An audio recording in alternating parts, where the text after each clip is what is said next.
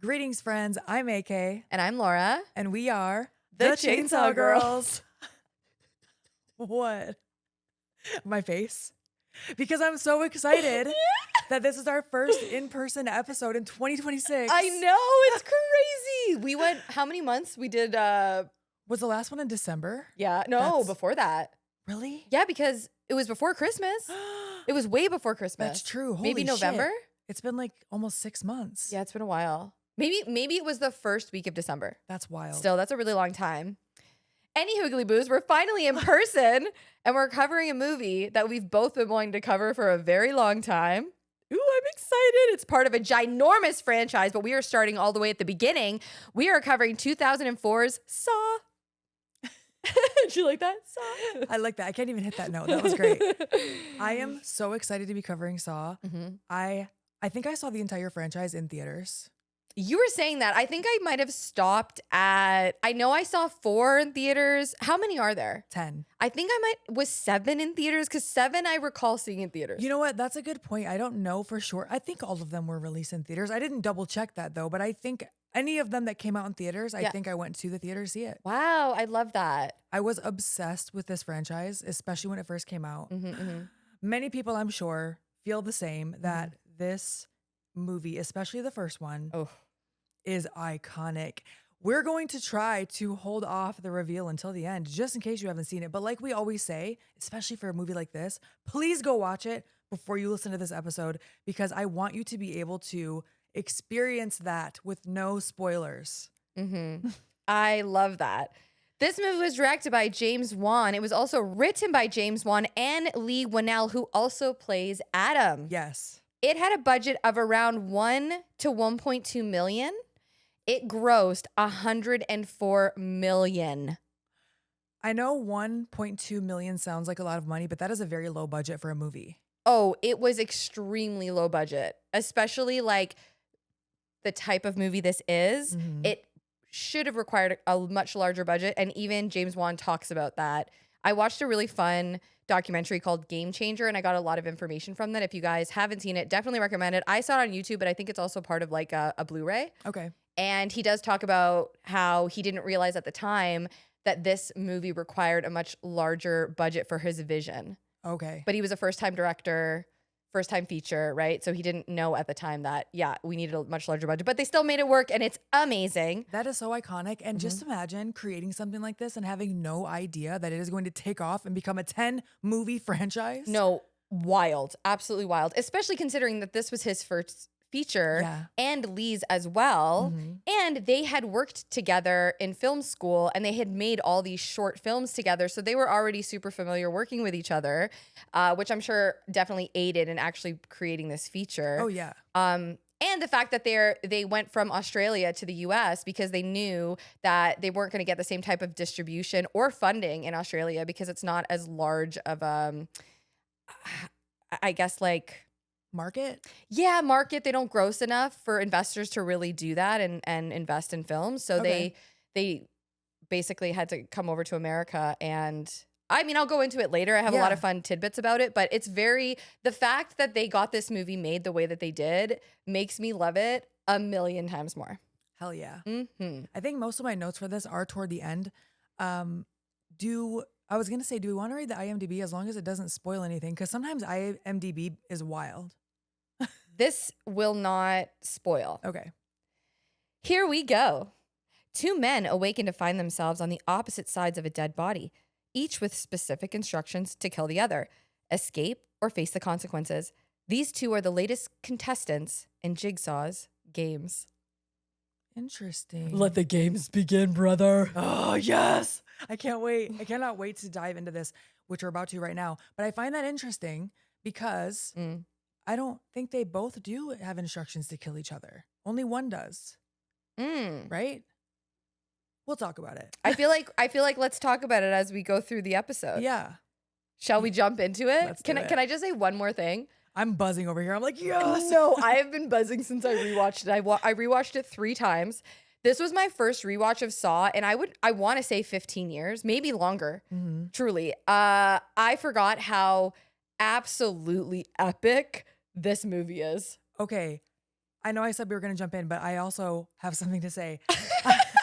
I have something to say. We just rewatched the last, quarter of it last night together. At 2:00 in the morning? Yes. And so this morning, really. And it still gave me goosebumps. Dude, the ending? Yes. Lee's face? Best sell ever, man. When the ending happens, I could run through a fucking brick wall. No, like the Kool-Aid man. Yes. Like just exploding. Same. Also, I rewatched the entire franchise recently in order, 1 through 10. I need to do it. You should do it. What were you doing? Just vibing. I really love was. it. Honestly, if you do it, I did it over the course of maybe 2 to 3 weeks. Sure. And I forgot that 1 through 7, especially 2 through 7, but I'll say 1 through 7, Yeah. play out like a series. It felt like I was binging a series. Okay, no, I have to watch them. 3 picks up exactly where 2 left off, and then so forth until the 7th one.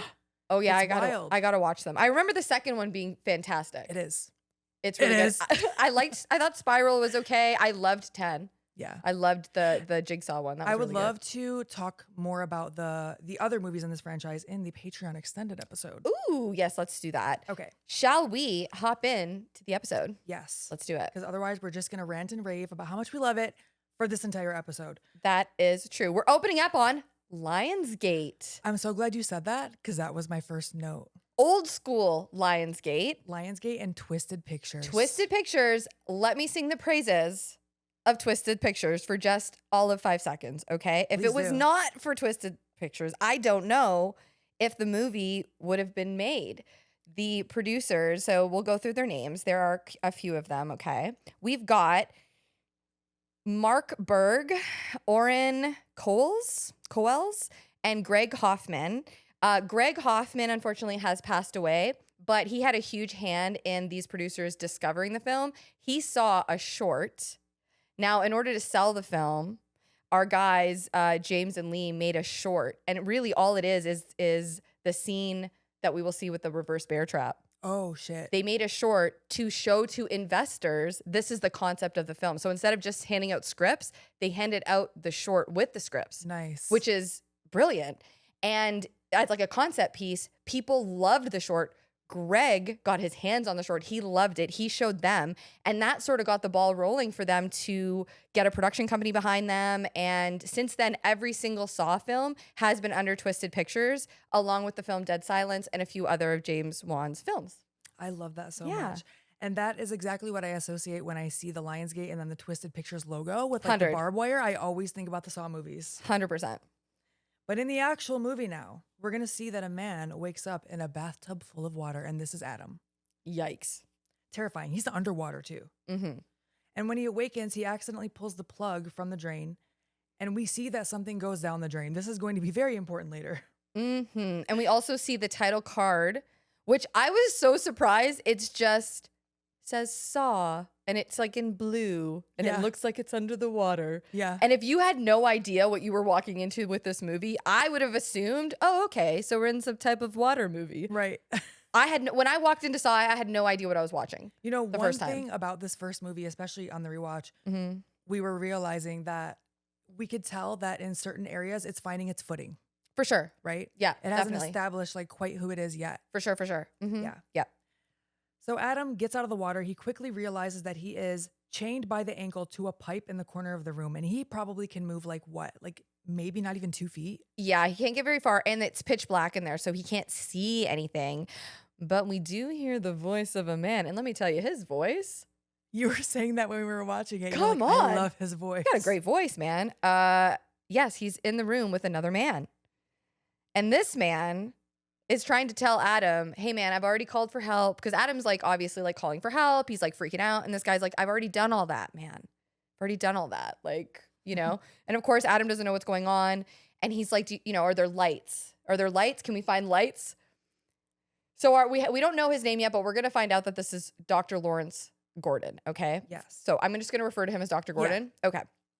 I call him Lawrence a lot in my notes, but it's okay. We're just going to go back and forth. That's okay. I call him Larry sometimes. I mean, this guy's got a few different. Oh my gosh. Later in the movie when his wife says Larry, I'm like, who is Larry? Larry. Oh, Lawrence. It's Lawrence. Right. No, Lawrence is Much better than Larry. Okay. It's much more doctor-like. It's a little bit elegant, isn't it? Mhm. Okay. So all of a sudden, fluorescent lights start turning on. And by Adam's reaction, it's safe to assume that he has been either knocked out for a while or he's been in the dark for a while, because he's opening his eyes as if he hasn't seen light in a week. Yeah. Like both of them are just very, like they've been sitting almost in a dark cave for who knows how long they've been in that room, right? Well, I guess overnight at least. Yeah, it's been overnight for sure. Mhm. And when finally Lawrence finds a light switch, he turns the lights on and we see that he is played by Carrie Elwes. He's who our is- prince. He is in so many movies. He's in Yes. Princess Bride, Mhm. Robin Hood Men in Tights, Mhm. Liar Liar. Do you remember that he's the like nerdy boyfriend? Wow, no, I didn't remember that. I You're love that movie. Scared of the claw. That's what I think of when I see him. And that's not even scratching the surface of his credits. But Adam, rightfully so, is freaking out. He's like, what's that smell? The place is disgusting. Oh, it's a bathroom. I forgot to even mention that. It is a nasty ass bathroom. Mhm. And they do such a great job of setting the stage of like, exactly. Immediately, Adam is like remarking how it smells. It's filthy in there. And it looks like a slaughterhouse bathroom. Interesting. That's what it looks like. I couldn't figure out how to describe it, and I just said warehouse bathroom. It has like the big industrial lights hanging overhead. But yeah, it does look like a slaughterhouse bathroom. And the only reason I know that is because the production designer specifically said that was the idea. Was instead of making it just look like a bathroom, she wanted it to look like have some dimension to it, be a little bit different. Like why would there be this bathroom? Why would it, be in this factory? Why would it look like that? And so yeah, she came up with it looking like a slaughterhouse bathroom, which I think is pretty cool. And it looks disgusting. Oh yeah, nasty. Mm-hmm. And once they see each other, they take a moment, and then they see on the ground in the middle of the floor is a dead man face down in his boxers and a t-shirt with this gigantic pool of blood surrounding him.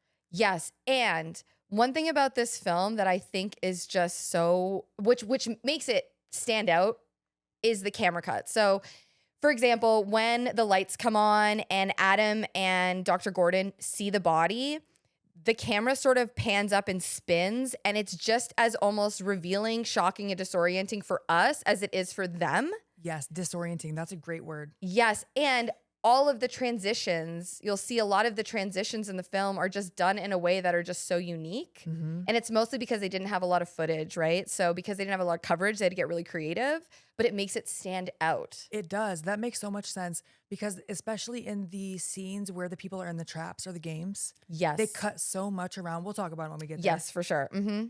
But this man on the floor, in one hand, he has a gun. In the other hand, he has a tape recorder. Mm-hmm. Okay. Maybe that's the smell. I don't know. Adam starts throwing up once he sees this. Mm-hmm, mm-hmm. Lawrence doesn't, but he's looking rough. We know now. We already said he's a doctor, but it makes sense. Lawrence doesn't react that way because he's seen some shit. For sure. And you'll notice like Lawrence, a big difference between Lawrence and Adam is Adam is very sort of impulsive, reactive. He's a little bit frantic, a little bit panicked, very doesn't trust at all. Whereas Dr. Gordon, we'll find out, is very level-headed. He is. For the most part, until eventually you see obviously the decline, the descent into madness. But he holds on pretty well through to the end, honestly. Yeah, and I feel like they give him a really good reason to break too. Dude, yes. Yeah. Mm-hmm. And I like what they do here because they're already starting to build distrust between them. For sure. So Adam's freaking out and this guy isn't. Like, why aren't you freaking out? Mm-hmm. Is this not disturbing to you? Right? Exactly. Yep. And also Lawrence looks a little rough skis. Looks a little rough skis. Oh, he looks way worse than Adam, in my opinion. Way worse. I don't know if Adam was being like, I don't know, moisturized under that water or something, like his skin was absorbing it. I know, right? Lawrence he gets increasingly pale throughout this movie. He looks Adam, ghastly. Adam he looks a little more like flushed. like Gordon, did I just call him Gordon? Dr. Gordon looks like he hasn't seen light in like 2 or 3 weeks, whereas Right. Adam looks like he just got home from an amusement park. Like Right. he's got a little color, you know what I mean? Like he's Yeah. So Adam starts freaking out. He's pulling at his chains. He's yelling. And Mhm. Lawrence is trying to get him to calm down. Mm-hmm. He tells him who he is. He tells him he's a doctor. And he says he just woke up here just like Adam did. Because, of course, Adam is like, how did you get here? They're trying to figure out what they each remember. And something else that I really, really loved, especially like about that spinning motion when they show the dead body, they sort of tell you right off the hop, this is a whodunit. I mean, like they immediately set the stage for like, this is what it is. It's a mystery. And now you have to figure it out. Yep. And my favorite movie is Clue. Yes. A whodunit. We love a whodunit. Strap in, baby. And strap on. Hell yeah. So Adam says that he went to bed in his shithole apartment and now he woke up in an actual shithole. Also, Adam, I feel like, is the very light comedic relief throughout this movie. For sure. Because it's very, very serious. And Adam isn't like a clown, but he is definitely a sarcastic smart mouth. Oh, yeah. And it's funny. For sure, for sure. And another thing I like about the difference between them is Dr. Gordon is looking for solutions and he's looking at the complexities of the situation immediately. And I thought that was like such a good contrast between the two of them. Yeah. Lawrence says he was on his way home from work. He doesn't remember anything else. And now Adam starts asking Lawrence if he can see any scars on his back because he thinks someone maybe stole his kidneys. Right, like the urban legend. Right. And we've talked about that in the movie, Urban Legend. So Lawrence is like, no one took your kidneys. You'd be in terrible agony or you'd be dead by now. And I love that Adam's like, what, are you a surgeon? And he's like, yes. Yeah, he's like, yeah, I actually am.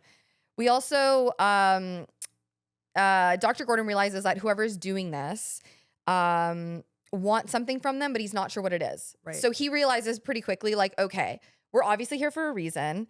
Let's look around. Let's see what's going on in here. What can I, how can I make sense of this? Oh, that clock on the wall. That clock looks new. Yep. And I felt like I was in an escape room rewatching this. Okay, I looked up at one point if Saw was the inspiration for escape rooms. I'm like, did they exist before then? They actually started right around the same time. Wow. It's not because of Saw, but I'm going to get into that at the end of this episode. Interesting. Okay. But I was like, wait a minute. It wasn't quite the connection I was hoping it would be, but still. Right. But it was interesting that it was around the same time. No, it's super interesting. And I think the important thing here is that Dr. Gordon says, like, that clock is new, which means it's in here for a reason, which means somebody wants us to know what time it is. Right. That is terrifying to me. Yes, because not only does someone want to keep us alive here, but they want us to know the time. Like, I don't have the patience for this shit. Like, just get to the point. That's what I would be saying. I know, right? Like, just tell me what the fuck you want. No, for real. Oh my gosh. So, do you ever see the reels or the TikToks of people that are like, this would be me in a Saw trap? Like, first of all, I would be like, wait, especially when in certain games where like the tape only plays once or it's like on the TV and they're like, well, wait, I didn't hear you. Hold on, I don't know what you said. I need closed captions. I didn't understand. Or like the ones where you have to like cut your own leg off. You know what, man? I've had a pretty decent life. I'm all right. I'm not digging through my own stomach acid to try to find a key to open up the, you know what I mean? I'm not playing your fucking games. I'm not playing the game. And imagine the tediousness. I can't wait till we get to the scene where later in the movie, there's one scene where Jigsaw, man, what a yapper. I can't wait to get to it. I can't wait. Okay. So Adam starts checking his pockets. He finds an envelope with his name on it. Inside, there's a tiny tape that says, play me. I love those tiny tapes. Little tiny tapes are so cute. So cute. These ones, not so much, but Lawrence checks his pockets and he has one too. His contains a tape, a bullet, and a key. Ooh. So, of course, they try to unlock their ankles first with no luck. He tosses it to Adam. Dude, the music here, it adds the score. We haven't even talked about the score. The score is so epic and it just takes you through the film. Like, yes. Oh, I have so much to say, but I'll say it at the end. Yeah, yeah. A lot of these scenes, they linger a little bit longer than what we're going to be talking about, you know? But absolutely, the score is fan-fucking-tastic. Okay. That's what makes me want to run through a brick wall. Can I also say in my notes, it just says, Dr. Gordon's eyes are so blue. Great note, Laura. Perfect. You know, they match the room. It's a very blue tone in this room. The listeners are dying to know how blue his eyes are. Well, Adam tries to unlock his ankle too. His chains, his ankle. He tries to unlock his ankle. He tries to unlock his chains. He ends up throwing the key down, and I'm like, don't do that. Like he crashes out a lot. He does. I'm like, you might need that later. Please hold on to it. So then Adam tries reaching for the tape recorder in the dead man's hand, but it's too far away. And he is starting to break down a little bit. Like he can't reach it. It's too far. He's trying to use his shirt. It won't work. He ends up tying the drain plug to it. And this time he gets it. And again, important to note, Dr. Gordon is like kind of walking him through this. He's kind of encouraging him. He's kind of that voice of reason that Adam clearly does not have. Yeah, he's telling him, try this, try that. There's got to be something. Why don't you look here? Like, so he's really kind of coaching him through a little bit. So Adam plays the tape. And the voice on the other end, it's not his iconic line quite yet, but it is the iconic voice. He says, rise and shine, Adam. And the tape is telling Adam that this might be the room that he dies in. And he says, you've sat in the shadows watching others live out their lives. What do voyeurs see when they look into the mirror? The tape calls him angry, apathetic, but mostly just pathetic. So are you going to watch yourself die today, Adam, or do something about it? This is interesting, and we can break this down more toward the end of the movie. But I have questions about this. I do too. We'll get there. Yep. But this is what it says. And Adam actually says here, I don't get it. Yeah, he's confused. He's like, what?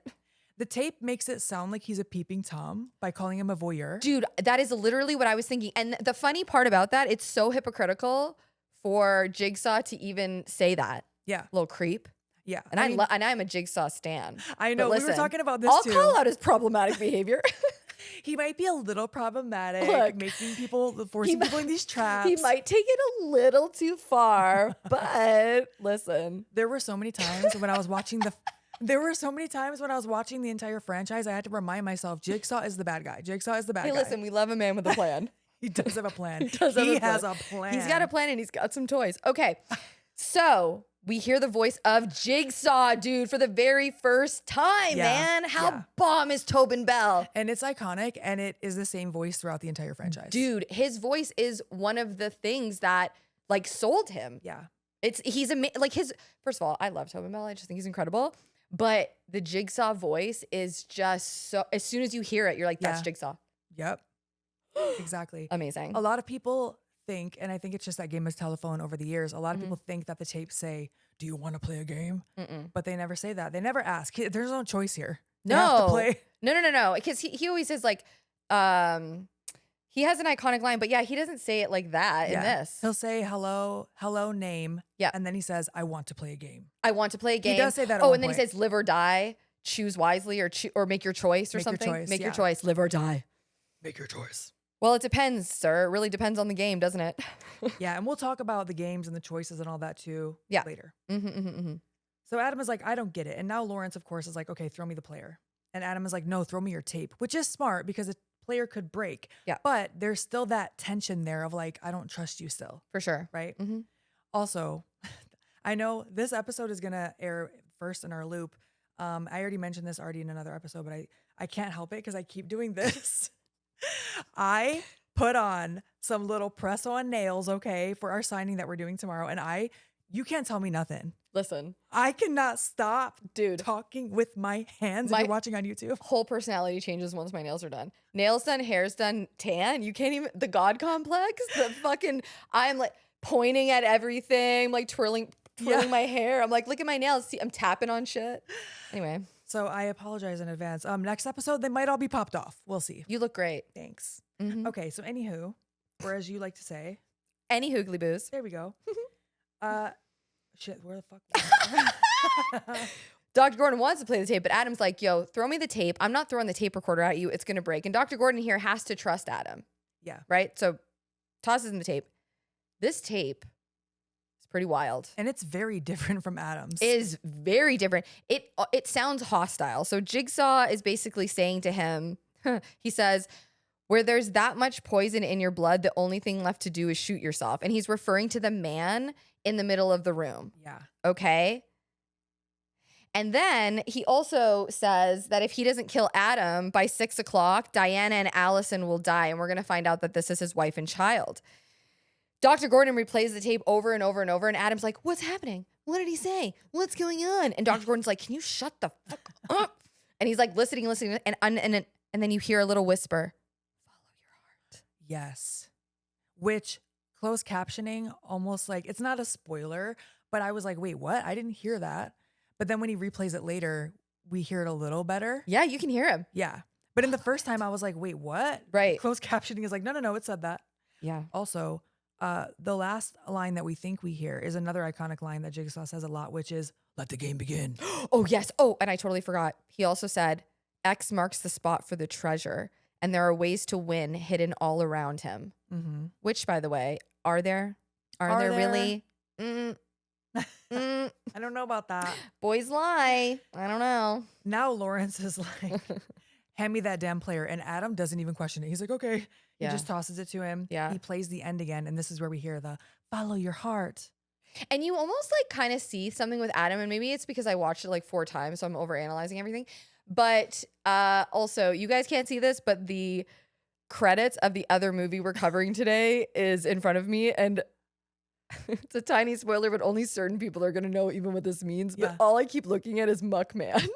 Muckman.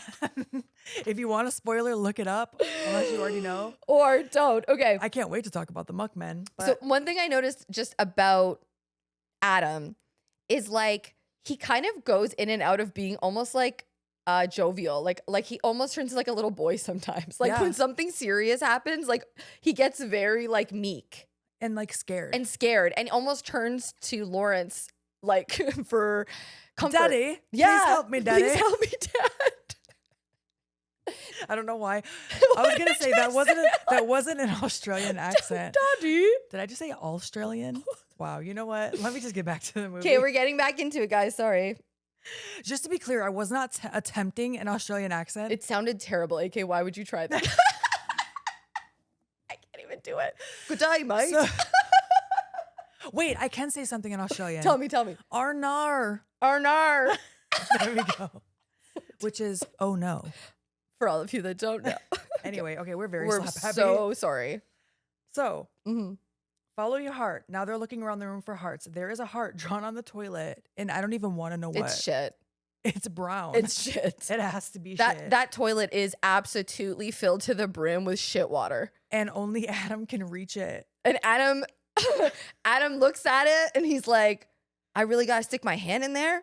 Well, all right, I'll take one for the team. Sticks his hand. Oh my God, all I think about is if he has one tiny cut, the infection he's going to get. So he sticks his hand in and Dr. Gordon's like, anything? And Adam goes, no solids. The way he just goes right to it, I feel like he did it so quick that I was like, no one can say Adam didn't do shit for Dr. Gordon. Oh, for sure. And also, shit, quite literally. No, seriously. And like, listen, if that's your only way out, I'll stick my hand in the shit. If you have to. God, that's gross. And it is a life or death situation. That's but Adam is gagging while he's doing it. Yeah. And then he doesn't find anything. And Dr. Gordon is like, well, check the back of the toilet.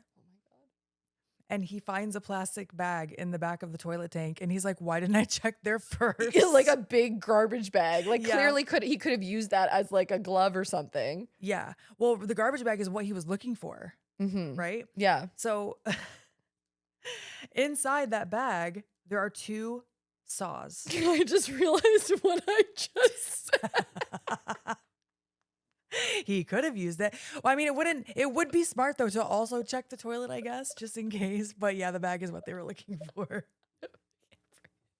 I said that with so much confidence. And I'm like, you're like, yes, not at all, but good try. You're like, oh, I didn't even say no either. I'm like, I know. You know, it's okay. I'll let her have it. It's all right. Oh, man. But he finds 2 saws. And I meant to look this up, but I believe they're bone saws. Bone saws. They are bone saws. I have a bone saw. Is it your American Mary one? It is. I got it for when I cosplayed my sad cosplay of American Mary. The scary thing. Your what cosplay? Oh, I said it was sad. It wasn't sad. Really? Don't ever say that again. Really? Yeah. Oh, okay. Thanks. I loved it. I don't know where the bone saw is. One day it'll show up. That's threatening. It used to have it between my between my mattress. I don't know what I did with it. That's where I keep. Well, not between my mattress. Under my bed is my machete. Oh yeah. That's where. Yeah, like I have all kinds of things, just in case. Okay. Any hoogly boos. Moving right along. So Adam, of course, immediately starts to saw away at his chains, and Lawrence is like, "Hello, like pass me the other one." So he tosses it to him, and as Lawrence is kind of distracted, Adam tosses the rest of the bag into the tub, and a little suspiciously. So they're both trying to saw off their chains. There's no use. And I'm over here thinking like, don't dull the blade. Like, what if you need that for something else? I was thinking the exact same thing. And also those bone saws look so rusty. Yeah. Like, I know you guys are desperate, but there ain't no way that's cutting through that. Because the chains that are on them look newer. And they're thick. They're thick ass chains. Yeah. It's not like a little bike chain. And then Lawrence has an epiphany as he's looking at this saw, which I'm sure he's familiar with. And he says he doesn't want us to cut through our chains. He wants us to cut through our feet. Dude. And the reason he comes to this conclusion is he reveals here that he knows about a serial killer in the area known as the Jigsaw Killer. And we're about to get some serious Jigsaw lore here. Yes. And he only knows because he was a suspect. And it starts fading into this scene in the past. Okay. So we're getting a little flashback. And we get a lot of these flashbacks throughout the movie. Mm-hmm. And we're seeing what he's telling Adam. So we meet Detective Singh, played by Ken Leung, and Detective Tapp, played by Danny Glover. They're amazing, both of them. Incredible. Mm-hmm. And they're arriving to the scene of a homicide. There's a man that's strung up in what looks like a maze of barbed wire. We'll find out that it's razor wire. Mm-hmm. And something that you'll see and you'll notice with all of these traps and these trap scenes, it's lit in green. And that was done... Jason Wan wanted it specifically for those trap scenes to have this sort of green lit sort of feel to it. Anything Jigsaw related was to have that sort of green vibe. It really helps distinguish between past and present too, because present day is like blue. It's very blue. It's very toned in the blue, room. very cold. And like, I feel like the traps being green really does set them apart as they're... It makes it look kind of industrial. It kind of gives it that like sort of 9 Inch Nails industrial sort of vibe to it, you know? Yeah, I can see that. Mm-hmm. Detective Allison Carey, played by Dina Meyer, is also there, and she's telling them what happened. So she's like, okay, we have a 46-year-old male. He died of massive blood loss. He's been like this for about 3 weeks. He started at the back of the cage, and then he tunneled through all the razor wire. And then she says, we also found this, and she plays his tape. So this is Paul that's strung up here. Mm-hmm. And Paul's tape basically says, you have a good life, you have your health, you have all this, but you still cut your wrists. Okay, I have so many issues know. with Jigsaw's logic behind this. I know. It's so funny when you're watching the whole franchise too, because at one point I'm like, damn, at one point Jigsaw is going to be like, hello, AK, you have an unpaid parking ticket. No, like, I know. It's I'm like, damn. it's like, my gosh, really? I mean, the guy's already clearly going through it. You got to make it harder for him. Right. Okay, also, and you'll notice something about the trap scenes. There's, again, a lot of this sort of still images that are being, like, cut really quickly, and it's disorienting, and there's a lot of, like, fast camera movings and quick transitions. And, again, it's because part of the reason they didn't have enough footage, they didn't have enough coverage, because they only had 18 days to shoot it.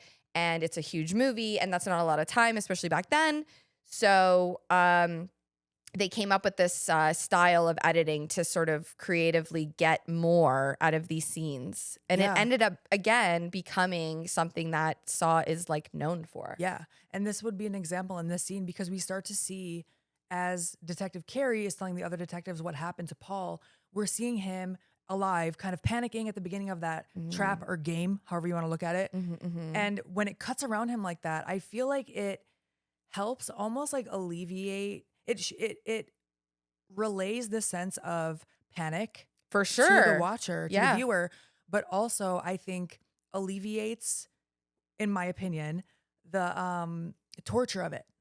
So it's not just torture porn, it's is what you're saying. So a lot of people think of the Saw movies as torture porn. See, and I don't. I don't either. Yeah. I do understand why people would think that. Sure. But when I'm watching them back, especially the entire franchise, I was like, they don't really show as much as you think they do, especially in the first one. Yeah. Oh yeah, yeah. They don't even show him cutting through his. Anyways, well as well. Yeah. They do show a little bit. They show they show gore, but like when he's going through this razor wire, it's just like so choppy, and he's just like, like screaming like that. It's like they show that panic state of the person chopping around them, and that like hopelessness, and then all of a sudden they're like dead. Yeah. They don't show, it's not a prolonged shot being held on someone being tortured, and that's what I think of as torture porn. Yeah. But I also understand why any gore or a movie like this just isn't for some people, and that's fine. Yeah. But I don't think of this as torture porn. I don't either. Yeah. Especially not the first one. But especially honestly, not the first one. None of them, really. I would say the closest for me is actually Saw X. There was one. I know what you're talking about. I know what you're talking about. The hardest kill for me to watch in this entire franchise was in the last movie, Saw X. Yeah. And yeah, even rewatching it again, I was like, yep, this is still pretty tough to watch. But anyway, so Paul's tape says, did you truly want to die or just want attention? And it proceeds to tell him that if he truly wants to die, he can just stay where he is. But if he wants to live, he'll have to get through the razor wire into the door before 3 o'clock, when the door will lock and the room becomes his tomb. And he says, how much blood will you shed to stay alive? My God, like, honestly, Jigsaw, it's a bit tedious, man. This is where we're starting to establish the theme of these tests or games being for people who don't appreciate their lives. For sure, yes. That is a huge motive. That I would say that's Jigsaw's entire motive. It is, for sure, yes. And we find out why eventually. And at one point, some of the games do become like it does seem like he's just trying to punish bad people Yes, instead. he's kind of like a vigilante, sort of. He's kind of like Dexter. Kind of. We find out here a couple weird things, though. One, he cuts a jigsaw puzzle piece out of his victims, and that's where he gets the name Jigsaw. That's the newspapers started calling him that, right? Mhm. And the whole idea of this trap, right, which makes it even more terrifying, is so he's inside this like razor blade cage trap thing, and the door is going to shut at 3:00 and he will be just trapped in there. Yep. So he has to get through this in 2 hours. And also, 2 hours is a lot of time compared to his other traps. Dude, because it almost feels like prolonged torture Yeah. to me.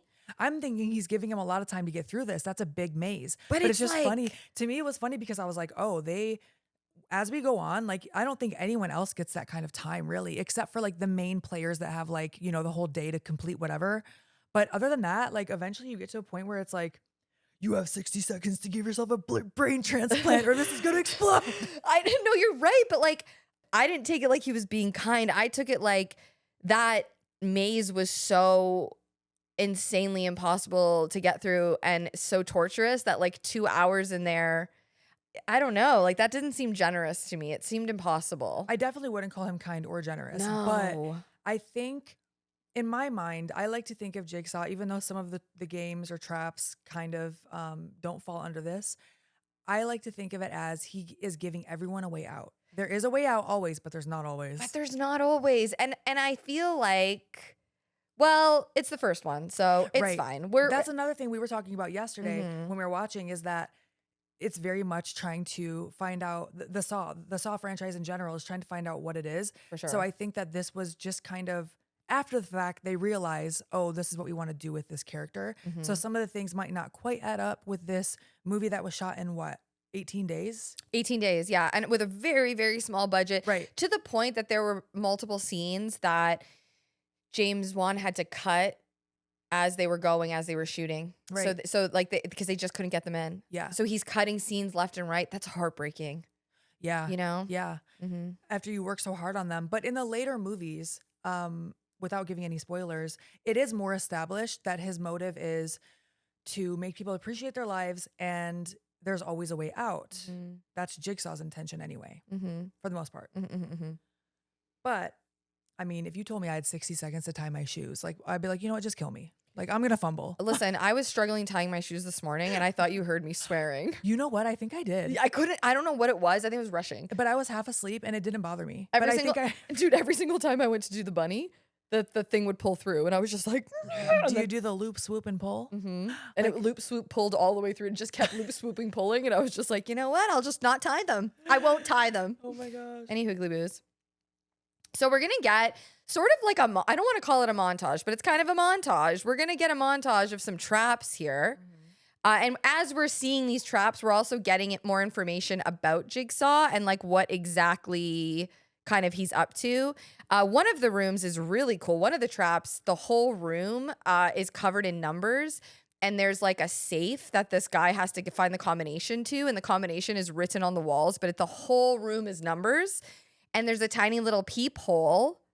And so Jigsaw, they find out here that Jigsaw not only sets these traps and, does the whole hoopla, he hides and he peeps at them like Adam, like he's accusing Adam of doing, and watches them slowly die and try to figure out these traps. Yeah. It's wild. And not only do they find this peephole, they also find Dr. Gordon's pen inside the peephole, like a little flashlight pen, okay? That then tips off the detectives that perhaps Dr. Gordon is a suspect. Yeah, that's how he became a suspect. I also find that I know we only see the peephole one where he has to find the combination on the safe. Yeah. We only see that briefly. Yeah. But that was one where I was like, oh, I feel like that doesn't really add up to Jigsaw's MO for the most part. No. Like he had an impossible task. But I think maybe he didn't have a timer. He had all the time in the world to do it. He just had to make sure the candle didn't touch the flammable substance on him. On and him. It did. Yeah. And he's like charred. He is burnt to a freaking crisp, dude. Yeah. Yeah, because he's doused in like gasoline, like lighter fluid. It's like petroleum. Yeah. And it's very. Yeah. But that means that Jigsaw, I also wonder too, like Jigsaw's like only been doing this for a little bit. So like he hasn't quite figured out his shit. And later in the movie, he even talks about like how he's got a test subject. Yeah, that's true. And remember, Poor Lawrence. Jeff. Jeff. Oh, Jeff. Poor Jeff. No, not Jeff. Lawrence is telling Adam this story. So at one point we hear Lawrence say, you know, technically Jigsaw hasn't killed anyone. He finds ways for his victims to kill themselves. Yeah. So similar to like Charles Manson, right? Yeah. So they're going to send that pen light off. They're going to test it for prints. They obviously find out that it's Dr. Gordon's. Now we see a flashback to 5 months prior to their current state when Dr. Gordon is talking to some med students in a patient's room. He's showing them the scans of this patient when an orderly comes in, and the orderly is named Zepp. Oh my God. Can we just talk about the actor that plays Zepp for like 2 seconds? Please do. Okay, I told you this before. I love Lost. It's one of my favorite shows ever. Michael Emerson plays Zepp. He also plays Benjamin Linus on Lost. He is one of my favorite actors on the planet. He is so convincing as a heel. Yeah. He plays a demon in the show Evil. And he just plays this like secretive little like smart shitstorm so well. Like he's so good as Benjamin Linus and he's great as Zepp. Like he just comes across like such a weirdo right away.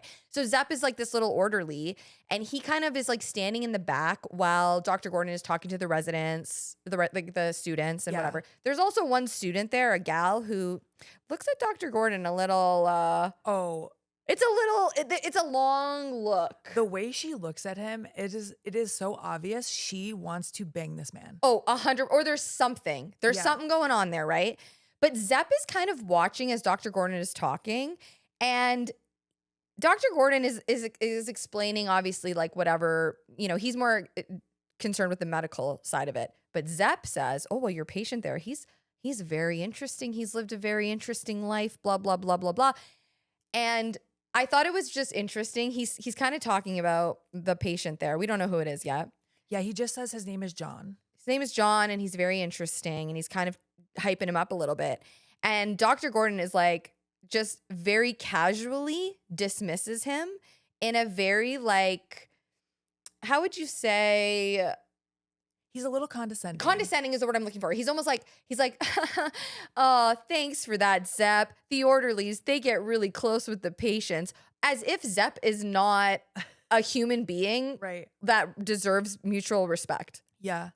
I also wanted to mention, because you mentioned Lost, I believe Ken Leung, who plays Detective Singh, he was also in Lost. He was also in Lost. Yeah. So good. If you've never seen Lost, that is a whodunit mystery of all mysteries. And I haven't seen it. I need to watch it. And that parlays into From. If you haven't seen From, my gosh, I don't know what you're doing. So Zepp kind of gives him a weird look and then walks away. And before... It's like a long linger. It's almost like a, all right, man. Like... Okay, then. Like maybe this is going to come back into play. Very sus. Yeah. Before Dr. Gordon can tell the students what John's condition is, he gets called into the office. And that's when he walks away that I was like, holy shit, the way that woman is looking at him. Oh, yeah, yeah. But it's detectives Tep. I confused Tap and Zepp toward the end of this movie, like writing it back and forth. Yes, oh my gosh. Yep. But it's detectives Tap and Sing waiting for him. And we see that his office door says oncology. So he deals with cancer patients. They have some questions about his whereabouts the previous night because that pen light was found at the scene of the crime. So they're essentially asking him for an alibi. They're like, where were you last night? Right. And he at first is kind of alluding to this idea of him being with a patient, but the police know that he was not with a patient, okay? So he finally says, okay, fine. I wasn't with a patient. I was with someone else. And in my notes, I just wrote in just capital letters, dirty dog, with a whole bunch of exclamation marks. Oh, yeah. And he's talking to his lawyer at that point, too. Yeah, I wrote, so basically he was cheating on his wife. He's cheating on his wife with the student. And this is why, you know, he's nervous to obviously say anything, but that is an alibi. And his lawyer's like, yo, just tell the detectives, okay? Just tell them your alibi because you don't want, listen, your wife finding out that you cheated on her is better than you getting, you know, charged for murder. Right. He gives the police his alibi, okay? But it's pretty clear here that Jigsaw was trying to set him up. And I think he already realizes this, that he's being set up for this, right? We're also, again, cutting back to 5 months because, again, we're kind of like, this is a story. So we're going to see little split seconds of Adam and Dr. Gordon talking, right? But we're cutting back to 5 months and we are introduced to one of Jigsaw's victims who survived. Yes. Oh, boy. Because Dr. Gordon's alibi did check out, but the detectives tell him, you can't leave quite yet. We want you to listen to the survivor's story, her testimony, just in case it triggers anything that'll make you think of who this could be. Which I thought was interesting. But an approach. Yeah. It's a choice. But I guess they just have no lead, so they're that desperate. Yeah. And we're going to meet Amanda, who is a huge part. Amanda's got like wounds on her face. Amanda looks very meek. She looks very scared. She looks very like kind of plain Jane, sort of. She's got like brown hair. She's beautiful, but just very like kind of underplayed. She's got like wounds around her mouth. It almost looks like, well, we'll see why, but it's her mouth. It almost looks like she had something around her mouth and face, and she's wounds there. Yeah. She's played by Shawnee Smith. Did you know she was in The Blob? No. She's in The Blob. Wow. She's incredible. She talks about how a lot of her horror movie roles were offered to her. She said because she thinks it's a riot. She gets super into it. She loves doing horror. She really does. That makes sense. I'm glad that she loves it because she does it very well. She's awesome. She said being that Amanda and being in the bear trap, the reverse bear trap, was like her Cinderella moment. She felt like the belle of the ball when they showed her what her part was. They showed her the little short. Yeah. And they were like, this is the part. And she said yours. She said she felt like the belle of the ball. That's amazing. Isn't that so cool? She is in. She is like one of us. We're like like part of the weirdo crew. I love it. I would be so thrilled in a movie, not in real life. Oh, well, yeah. Because this is terrifying, but she ends up in one of Jigsaw's, if not his most iconic trap. Yes. And couple things about this really quick. Number one, Shawnee was incredibly, horrifically sick on the day of filming. She had a super, super high fever. Oh, shit. And so the reverse bear trap, it was made out of aluminum. However, it was heavy. Yeah. Okay. So she had to wear this like heavy thing on her head for hours. She had to scream at the top of her lungs. She had a wicked fever, dude. And when you watch this scene, you'll see how animated she has to be. Couple other things about this scene. There are pickup shots in this scene that they had to go and film later on, which I'll talk about maybe in the extended, maybe in the later in the episode, I don't know. But there are pickup shots here of Lee's hand, someone else's hand, because again, they didn't have enough coverage of this trap scene. Oh, so they needed filler shots of her like grabbing at the device and stuff? Of her stabbing our friend here, which we'll see. Yeah. Yeah. Yeah, I have questions about this one too. So Amanda tells the detectives that she woke up, all she could taste was blood and metal. And we see her strapped to this chair with the bear trap on her face, on her head. It looks like a big metal box. It looks like it looks like a bear trap in reverse. Yeah. And real quick, Thomas Bellissimo was a special effects supervisor, and he worked on the reverse bear trap. Oh, the reverse bear trap. Yeah. Oh, okay. Yeah. That's his. He was like, if I'm on board with this movie, I am working on the reverse bear trap. Hell yeah. And so much so, he was working on that. He passed off Billy the puppet to the other special effects crew that he had, and they threw together Billy the puppet. Oh shit. Okay. I love Billy. I know, I love Billy too, but he has the bear trap still in his house. Wow. Yeah. That's so funny. I would too. Shit. I know, right? It's awesome. So a couple things about Billy the puppet. Many people mistakenly call him Jigsaw. Yeah, it's Billy. Which I understand because that's how these scenes play out. That is the face that you see most of the time during these games. It's Billy. It's Billy. You don't see Jigsaw. And the puppet is never once called Billy in all 10 of these movies. So who named him Billy? So the name was given by James Wan and Lee as well, and the production crew. They started calling him Billy, and it was used exclusively in interviews, documentaries, and merchandising. Okay. So he definitely was referred to as Billy, but it never actually is said. And I realized that when I was rewatching the whole franchise, I'm like, they never call him Billy. Say his name. The closest reference was actually in Saw 5. It was never spoken, but it was in a newspaper clipping visible on a wall that said something about Jigsaw's surrogate Billy. Okay, his surrogate Billy. Yeah. Okay, his surrogate. But we're not talking about 5 here, so we're not going to get into that. But he creepily turns his head to look toward Amanda. Also, she doesn't have a tape here, right? This is the first time we're seeing it in a different way. Yeah. And he says, "Hello, Amanda. You don't know me, but I know you. I want to play a game." That's where we get that iconic line. So basically, when this timer goes off, she has 60 seconds to get her key, or her entire mouth and jaw and head is going to explode. Yep. Is what's going to happen. Pretty awful. Then he shows a demo on a mannequin. He has to show her what's going to happen to her head. Yeah.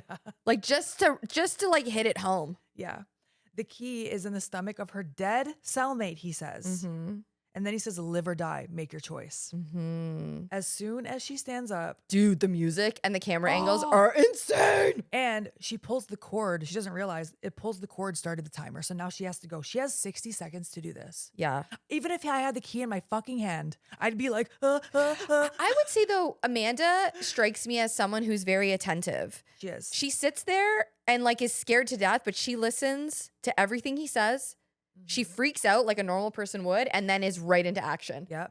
Damn. But 60 seconds? Fuck. Ooh, She goes over to the body Couldn't be who's me. lying on the ground. I'd be out. I'm like, I need at least 5 minutes to crash out. To be honest, it's going to explode so fast. You ain't going to feel that. That's true. Like that, honestly, out of all the traps, I don't think hers is that bad. It's not the one from part 2. Part 2 is way worse. Oh, I don't know. But okay, so there's a giant question mark on this guy's stomach. So that's where the key is. She has to stab him in the stomach. And I'm thinking, because she's struggling with it, like, I don't know. And I'm thinking, he's already dead. This is the easiest trap. Just stab him in the stomach, get the key. You have like 30 seconds left. But then this motherfucker's eyes open. Yo, he's alive. So I have a problem with this trap, because why is Jigsaw letting this guy get killed? But I think once again, it's just that he's figuring it out in this first movie. Yeah, I think here he's like practicing on like people that he considers like low lives. I don't know. Yeah. But, Go ahead. Oh, I was just going to say, we're going to find out that the guy's alive, but he's been shot up with like a fuck ton of opioids. So he doesn't feel anything. Yeah. So then I'm wondering, did he think he was dead? But also you overdose someone on purpose. So either way, it's pretty gray, man. We're living in the gray here. huge gray area. Gray area. Brother. So Amanda just starts stabbing him in the stomach. Like as soon as he opens his eyes, it like triggers something in her. I think just like her survival instinct. Yeah. She starts stabbing him in the stomach to get the key. Mm-hmm. And this is where we're hearing the detectives tell Lawrence that this man was injected with opiates. Mm-hmm. He couldn't feel anything. Mm-hmm. I'm like, are you sure about that? But he's definitely dead now, I'll tell you that much. So Amanda goes through his intestines. She does get the trap off right before it explodes. Like seconds before it explodes. And she is just sobbing. Mm-hmm. And then a light turns on in the hallway and fucking Billy the puppet rides in on a tricycle and tells her, what does he say? "Congratulations, you're still alive. Most people are so ungrateful to be alive, but not you, not anymore." Okay, can I tell you a couple things about Little Billy here? Please do. So they didn't have, again, a huge budget, and they didn't have like the effects to, or maybe the resources to make Billy move on a tricycle like that. Yeah. So they tied fishing. They strap him to the tricycle, so he is strapped down. They tie fishing line to the tricycle, and ever so slowly, ever so gently, they pull him forward. And that's how they get him to tricycle his ass out there. And his feet are like attached to the pedals. Yeah, oh so my gosh. they're just rolling him in with the fishing line. You know what I thought you were going to tell me? I thought you were going to say that he was like a little person in a costume. Like they did for Chucky. Or like they did for Chucky? Yeah, no. They used fishing wire. A lot of what they do in this film is DIY. Yeah. Like it's... They had to. Mm-hmm. So Detective Tapp is asking Amanda, "You are a drug addict." Addict? Why did I say it like that? You're a drug addict. You're a drug addict. You know what? I think I've had too much caffeine today. He says, "You are a drug addict. Do you think that's why he picked you?" Because at first I'm like, damn, why are you bringing this up? He also keeps calling her Mandy. He's like, "Are you grateful, Mandy? Are you grateful? Are you Mandy?" I'm like, why are you calling her Mandy? Your name is fucking Amanda. But anyway. Like they go way back. Yeah, she's crying and she says, "He helped me." He helped me. That's Yo, like your life some has got to be bleak as hell. that's some like Stockholm syndrome ass Stockholm, shit. for real, for real. Yeah. Yeah. And here we're gonna see like a couple of transitions that are so like just basic transitions. Like we'll go from scene to scene that when they're cut together, it's so smooth. And when I was watching the documentary, I wish I had the guy's name.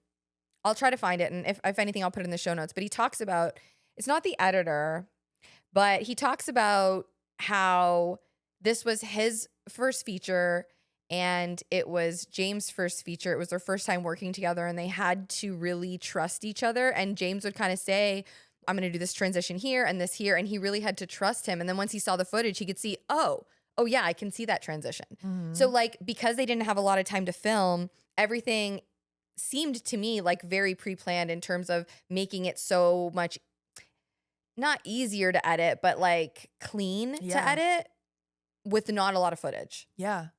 I just keep putting it over because it's wild to me that this movie is so good Yeah. and it's done so well and it's so creative. Absolutely. And I don't know if it would have been as great if James and Lee weren't as passionate and hell-bent on getting this movie made the way that they wanted to, like themselves, basically. Right. I also do want to mention that Amanda becomes a huge character in this franchise. And I'm not going to give spoilers for the other movies, but she does come back. And there are also later movies in the franchise where they revisit this movie. They revisit this room. You find out more of what happened in this scene later on. Oh, like cool. It's not a retcon. Retcon is when they change stuff, right? Yeah, I hate that. It's not retcon. They It's more retcon like, so much of the Vampire Diaries. It makes me so mad. I remember you mentioned that. It's more like, oh, by the way, you didn't know, but this was actually this person later on. Like I said, it plays out like a series for a lot of the movies. But now we're back to Adam and Lawrence in the room. And Adam is like, how do I know you're even telling me the truth? You could have put me here. That tension keeps building. I also forgot to mention earlier, he throws something out of his in frustration. The axe. It's the not the axe. Sorry, the bone saw. He gets frustrated and smashes the bone saw and then whips it at the glass. Did you see that? I went, yeah, the axe. I'm like, the axe. He breaks the mirror. Yeah. Earlier. So here, when he's frustrated, he grabs a piece of the mirror. He's freaking out. He's like threatening Lawrence with this shard, and he notices it's a two-way mirror. So then he starts throwing more stuff at it to break it and reveals a camera behind it. And the shot pans out to a monitor. Someone is watching them. I love how Adam's like, what is this, some reality TV? Yeah. It's like, it's way worse than that, babe. Way worse. Gosh. Yeah, and it's like it's a really grainy sort of monitor. And all you can see is like there's someone watching it. We don't know who it is, but we see a glove and a hand. And it says, waves. I can see you. And Don't look at me. I can't help you. And then Adam also says, this is the most fun I've had without lubricant. But Lawrence is starting to put the pieces together. And now he's looking for an X around the room because that's what the tape said. He also keeps thinking about, or he says to Adam that he keeps thinking about the last thing he said to his daughter. Right. And I thought this was like such not clever line, but I think it was a great line. So when Adam is sort of like, sus of Dr. Gordon, because he's kind of like, how do you know how this works, huh? Like, how do you know so much about it? And Dr. Gordon says something that I was like, damn, that's a great line. He says, to overcome something, you have to acknowledge the perfect engine that it is.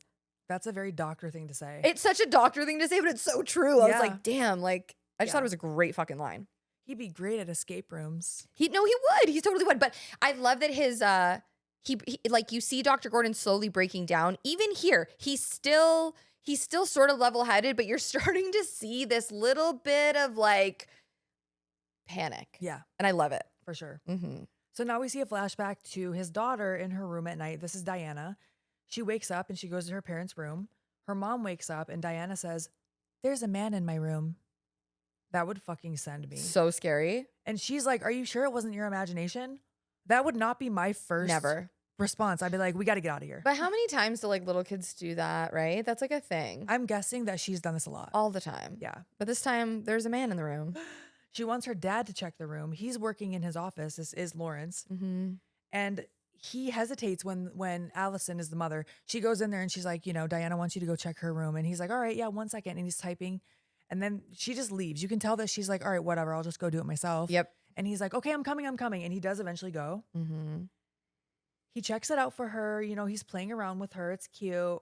His pager goes off. And Diana is like, I hate that thing, but he has to go to work. I mean, that has to be so hard because yes, you are a doctor, you're on call and you are like a huge part of your life is going to be taken by your profession. Yeah. I think you definitely have to know what you're getting into when you marry a doctor. Like I'm not marrying a doctor. I'm not marrying a doctor, surgeon. No way. No. Because you know that they can't be home all the time. They have a duty. To be honest with you, do I really want him home all the fucking time? I was about to say, you know what? I'm like, I don't know. I don't think I'd mind that too much. Oh, you're busy? Me too. You know, we'll hang out a couple times a week. That's perfect. Maybe like first couple years, maybe become a surgeon after we're already together for like many years. Yeah, sure. I don't know. know. And then we have our own thing. It's like, I would love to have a boyfriend, but you know, like, I don't mind having him be so busy that I only see him 3 days a week. You know what? For a while I said, because people would be like, oh my gosh, how do you ever do long distance? And I'm like, long distance is actually kind of cool. Kind of great. I've done it and I don't mind it. Anyway. He has to go to work. Before he leaves, Diana says, you're not going to leave us, right? And he's like, what are you talking about? No, of course not. Before he walks out, he says, and I assume this is what he was referring to, of the last thing he said to her. He says, tomorrow I'll read you your favorite story, which is sad because now it's tomorrow and he is chained to a pipe. Yep. So out in the hall, he and his wife get into an argument and she's like, how do you walk around pretending that you're happy? But now we're going to go back to the room present day. We'll see more of this scene later. Lawrence tosses his wallet to Adam to show him the pictures of his family in the wallet. Right, because he's kind of like talking about it and Adam's like, okay, well, I want to see what they look like. And he's kind of looking through and then he's like, so what about this wife you're talking about? Let me see her. And so Dr. Gordon's like, yeah, it's behind the picture of Diana. So Adam like flips to it and he pulls out a picture, but on it, it's not a picture of just his wife. It's a picture of his wife and daughter tied up with writing on the back of it that says, X marks the spot. Sometimes you see everything with your eyes shut. Yeah, the front of it says regards, and there's a jigsaw like puzzle piece on it. Adam does not tell Lawrence this. He just kind of stares at it like, I don't blame him because, like, number one, they've already listened to the tape recorders. Right. So he already has incentive to kill Adam. Yeah. And Adam doesn't want him to freak out either because... You know what? I totally forgot about that. I didn't even think of like, oh, Adam doesn't want him to see this and freak out and kill him. Yes. Totally. That's absolutely... Right? I was also thinking like, even aside from that, if that wasn't the case, Adam probably is like, shit, I don't want to tell him this right now. I think what I think is great about the writing of this film, it's layered. There's so many different... The way that you read it and the way that I read it are different because it is layered because human beings are complicated. You don't just do things for one reason. Yeah. You usually do them for multiple reasons. Unless you're the other movie that we're going to cover in this loop where you're one-dimensional. Hey, listen, that's a little different. We're covering a movie that's like the opposite of this movie. Totally the opposite. Like, I can't wait. Woo. So we go back to the flashback. We finish that scene where Allison is telling, I was about to say Allison and then I'm like, that's my name. I'm like, oh wait, no, that is her as well. And she's saying the same thing. Like, how do you walk around so happy? She's telling Lawrence, I'd rather you break down and tell me that you hated me. At least there'd be some passion in it. And I'm like, ooh. Oh, yikes. Yikes. Big yikes. He tries to kiss her on his way out the door. And she's like, just leave. So Diana is waking up in her room again, scared. We hear a whisper that says, good night, little girl. Hell no. Nope. And then in the crack of her closet, we see a man's eye looking at her. Okay. Did this not remind you of... Yes. Okay. Black Christmas? Yes. Yeah. A hundo. Yep. I wonder if that was inspiration. But either way, we just see the eyeball in the darkness. So 100% Black Christmas. Yeah. Diana screams. Her mom runs in. And now Diana and Allison are being bound and gagged. Yeah. We see that it's a man who is masked. He's gloved. We don't see his face at first. But he comes into the room. He listens to Diana's heartbeat with a stethoscope. Yeah. Okay. Then he puts a fucking gun to Allison's head, her mother, and then listens to Diana's heartbeat again, which is racing now. The way Diana is crying in this scene, she is such a great actress. She was so convincing that it was actually upsetting me. I don't understand why he was checking her heart rate. Is he just getting like is he just like I think, so my theory is that, I guess maybe we'll talk about it toward the end, but I think Sure. he's very sadistic. Okay, that's what I was thinking too. Yes. Okay, got you.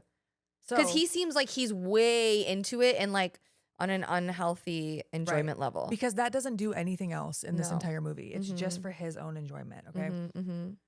So then we see his face here, and we see that it is Zepp from the fucking hospital. Mm-hmm. He looks out of the window. Detective Tapp, who is surveilling the apartment, also sees that it is Zepp, Mm-hmm. but he doesn't know who it is yet. He just goes, "Oh, who are you? Why are you with Dr. Gordon's wife? Does he know that you're at home with his wife?" Mm-hmm. Because he's just, Tapp is trying to surveil Dr. Gordon's apartment because he still suspects that he is Jigsaw or involved. Exactly. Mm-hmm. But we recognize him from the hospital, Zepp. So And when we pull back, like we see now that Taps is looking very run down. We're in his apartment. yeah, There's a huge murder board, like, you know, murder board, yeah. like Charlie Day, It's Always Sunny kind of murder board. He's looking disheveled. He's kind of mumbling to himself, like, "Oh, I'm going to get you now. Where are you going? Yep. We're going to get him." Sing. He picks up a picture of his old partner and he's like, "We're going to get him." Sing. We're going to get him. We're going to get him. And it's very clear that this case has done something to him mentally. Seems very broken down. We're going to see like news clippings and footage from all the traps and shit. And here we're kind of getting like a little bit of like flashbacks and all of these things. And we're kind of seeing scenes from earlier in the film. Mm-hmm.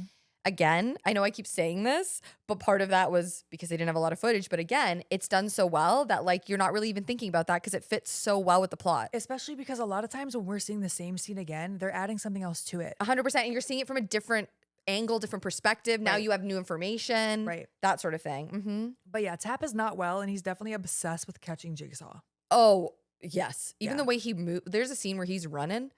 I mean, his run is something else. Yeah, and he's like, "I never should have let you go. I never should have let you go." Mhm. Now we're going to cut back to after Lawrence's alibi checked out and Detective Tapp is dropping him off at his car Mhm. because we established like Lawrence tried not to go downtown with them or whatever. He's like, "Oh, you know, my wife has the car." They're like, "We'll give you a ride." So that's why he's dropping him off. Mhm. He says something to him about how, you know, we just arrested basically a pedophile dentist.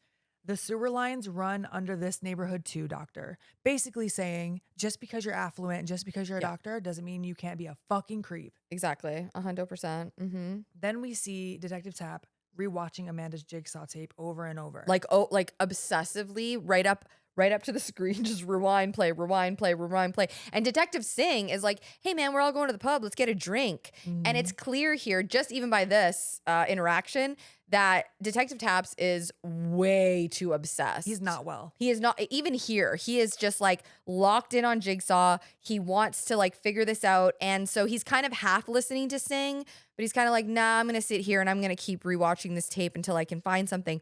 And then all of a sudden, Singh goes to leave. And because Singh's like, "Come on, man, let's go get a beer. Like, let's go hang out. Like, Yeah. let's relax for a second." Whatever. Taps is like, "No way." Then Singh's leaving. And then all of a sudden, Taps is like, "Wait, hold on a second. Come here. Look at this graffiti. Isn't this the graffiti that's this gang territory? And isn't this gang territory at these streets?" And basically, they find out off of this gang tag in the background of Amanda's film, they figure out the warehouse that it was filmed in, and they decide that they're going to go down there. Now, the big fucking problem here is that they don't tell anyone. So they don't have a warrant and nobody knows they're going down there. Right. All right. And they're just going, the two of them. And Singh is like, "Yo, I think we should tell someone. I don't think." And Taps is like, "No, we just got to go. Let's go get him now." Because he's tunnel visioned. He just wants to bust him any means necessary. Yeah. They also hear a fire alarm in the background. So they go through and they look at all the fire emergencies in that area throughout like whatever time frame. And that's how they're able to narrow it down. And I'm like, that was so cool. So they know exactly the room that it's in or whatever. So it is nighttime. They break into this warehouse or apartment or whatever abandoned building. There's a bunch of shit in this room, this warehouse. But of note, they find the graffiti. They find a monitor. They find a bunch of mannequins. Under a cloak, they reveal a diagram of what we know is where Lawrence and Adam are in that room. Yeah, I mean, this is definitely his lair. This is Jigsaw's Yes. lair. They've stumbled upon all of his like plans and all of his these like big sheets that are on top. Cloak is I kept calling it a cloak. It is. It almost looks like a magician's cloak. You know it's a what? big crushed velvet red, like you would be at a magic show, and he's revealing things. And so they take off the diorama of the trap. Diorama, like he's in 5th grade too. Yeah, right. He's like, I mean, listen, he did do some arts and crafts. It's a science project. He's creative. Yeah. We love a creative man. We love a creative man with a plan. So not only did they discover this diorama, which leads us to believe that, my goodness, has Jigsaw planned everything out. He spends a lot of time with himself. They also uncover a poor guy named Jeff, who's in what I can only describe as, I was going to say his head's in a vice, but it's not. His head is like, I would say kind of like a vice. He's trapped in by the throat, big piece of iron holding him in. And then there's like 2 drills that are rigged on the sides of his head that are being controlled by some kind of machine that's not on. So all we see is this poor man with his head trapped and stuck to like a board. Yeah. Can I also tell you, I thought you were going to say a poor man named Billy, because they also revealed Billy the puppet and a pig mask that we haven't seen yet, but we see it like a pig's head basically on the table. A poor man named But yes, Billy. Jeff is a poor man and he's trapped in this device. So obviously discovering this is like horrifying to Sing, but boy, oh boy, is Taps fucking pumped. He's like, I knew it. He is so jazzed. And then all of a sudden, they hear something.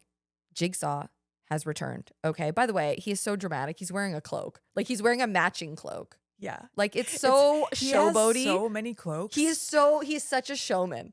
And he has the hood up too, so we don't see his face. Like it's so over the top. Okay. He almost looks like a wizard. And so Sing is like, yes, we got him. And Tap's like, no, I have a better idea. Let's cover everything up and hide. I was like, okay, why? But I guess the way I explain this to myself is that they wanted to catch Jigsaw in a more vulnerable position. No way. Sing was like, what are you doing? Yeah. No, Yeah. I don't want, what are you talking, this is fucking stupid. Yeah. And Taps, sorry, I completely just like lost it. I was so frustrated. I'm like going, Taps, but it just proves. I love you keep calling him Taps. What is his name? I think he's just Tap. My man Taps over here. I think it's cute. Yo, my whole notes is Taps. Okay, like Tap. Listen, Detective T, okay, he is so hell-bent on catching Jigsaw the way that he almost created limerence in his brain of how he was going to catch Jigsaw. Yeah. I think he had like this epic thing, like he was going to catch him red-handed. It was going to be this whole thing. Yeah. And it wasn't unraveling the way he wanted. So he was like, hold on. The way he was not well, that makes so much sense. Like, Right? he wanted to come in and be like, freeze. Yeah, so like he had been like, you know, when you have a crush on a guy and you start like thinking like, oh, we're gonna go to fucking, I don't know, Niagara Falls together and ride the merry-go-round, whatever the fuck. Like you start thinking these things. This is exactly how it's gonna unfold. It's gonna happen just like this. Right, exactly. That is Tap. My man Taps. So it was a bad idea, is what I'm saying. So Jigsaw comes in. He takes the cloak off of Jeff again. Before he can do anything else, the detectives jump out with their guns drawn, which is probably exactly what Tap wanted to do. Mm-hmm. Jigsaw puts his hands up, but then he steps on a button that starts Jeff's fucking machine. Dude, I cannot wait. These screws are coming like closer and closer to his neck. Right, and Sing is trying. Aren't they coming towards his temples? It might be temples. It just like looked like it was coming right at his head. Either way, yeah, his head and neck area. And Sing, okay, this is the part I was telling you about earlier. Okay. You know I love to yap. I'm pretty sure Jigsaw beats me out. Oh, yeah. He yaps the entire time he's about to get arrested to the point that he's like, well, this is a game, detective, and are you willing to sacrifice the life of Jeff so that you can arrest me, is essentially what he's saying. But yeah. he is talking the whole time, and as it's happening, Sing is just like, can you just shut the fuck up and tell me how to shut this off? Yeah. Like, he's freaking out. Tap is like, you know, I got you, mother. I got you. Shut up, I got you. Get down on your knees, blah, blah, blah, blah. So Jigsaw does get on his knees. But this motherfucker is talking the whole time. Yeah. He's like, oh, I don't have a tape for you yet. I didn't get to that part, but I will make sure that I give you my lore. And this is the hypocrisy I'm talking about. Yeah. So he specifically says, detective, you have a choice to make. You can either, sacrifice a life, an innocent life. Jeff, hold on a second. Wait a second, Jigsaw. He's in your trap. So I'm assuming on some level, Jeff ain't a good guy, although he did mention that he was kind of like practicing things on Jeff. Like he's part of a bigger plan. But like, so which one is it? Right. Is Jeff a bad person or is Jeff an innocent guy that the detective should save? Do you know what I'm saying? I was thinking about this too. I'm like, so what did Jeff do? Maybe we don't ever learn his story. But I'm also wondering if he was never intending to kill Jeff. He was just like, he needed someone in his chair instead of a mannequin. I don't know. And he wasn't planning on doing this, but he got interrupted and now he has to change his plan. So now he's like, all right, well, now I need this distraction. So I'll sacrifice him. Okay. I mean, listen, dude, you could absolutely be right. I think it's wild here, though, that he... I agree. I feel like Jeff had to have done something. Maybe he, smoked cigarettes and Jigsaw's like, now you need to die. No, absolutely. Do you really value your life? He stole like a bottle of water or something. And Singh is getting more and more frustrated. And so there's all this tension rising, right? And building as like Jigsaw just won't shut the fuck up as this is all happening. Then finally it's getting so close. The drills are getting so close to poor Jeff's skull that Singh just goes, fuck it. And he shoots. Oh, yeah, because we didn't even mention. So Jigsaw tells the detectives they have 20 seconds to save him, and one key will unlock this device. This is why I'm saying he just keeps yapping. Yeah, it's in a box. When Singh pulls the key ring out, it's like a janitor's key ring. It has like 25,000 keys on it. Yes. And that's why he's like trying all the keys, but eventually, he has to shoot it. He does this. I had to rewind it because at first I'm like, did Jeff just die or no? But he shoots it. It does show the machine stop. You hear it stop. Yes, yes. But you also hear Jeff struggling still like, I think he was just struggling in general. his eardrums are blown. Yeah, probably. And also, can I say when Jigsaw, I keep going back to this, when Jigsaw is yapping, you know what it reminded me of? Do you ever like get stuck having to learn the rules of a new board game? And the person just drones on and on about the rules. Oh, my family and I play board games every week. So whenever there's a new one and my brother or sister try to explain it. Oh, God. Actually, I prefer, sometimes my brother will try to explain and I'll tell my sister, like, give me the Cliff Notes. Or I'll be like, you know what? I need to play it. Let's just play. That's how I learn. I learn by doing. Yes. When someone starts trying to explain something to me, that's what it reminded me of. Like, he just keeps going. You can give me like 2 sentences and then we need to start playing. There are 1,000 keys and you must look through all of these keys. Oh my gosh. And while Jigsaw is on his knees, Tap is like, you're sick. And he says, yes, I am sick. I'm sick from the disease eating me inside. I'm sick of people not appreciating their blessings. So we're getting a little hints of lore there. Yeah. But yeah, Singh stops the machine, but while he's shooting, it distracts Tap. Tap turns to look. Jigsaw shoots a fucking blade out of his forearm or like through his sleeve or whatever. Like a straight vigilante, like a legit vigilante. Like fucking Baraka from Mortal Kombat. Legit, yeah. And swipes at Tap, slitting his throat.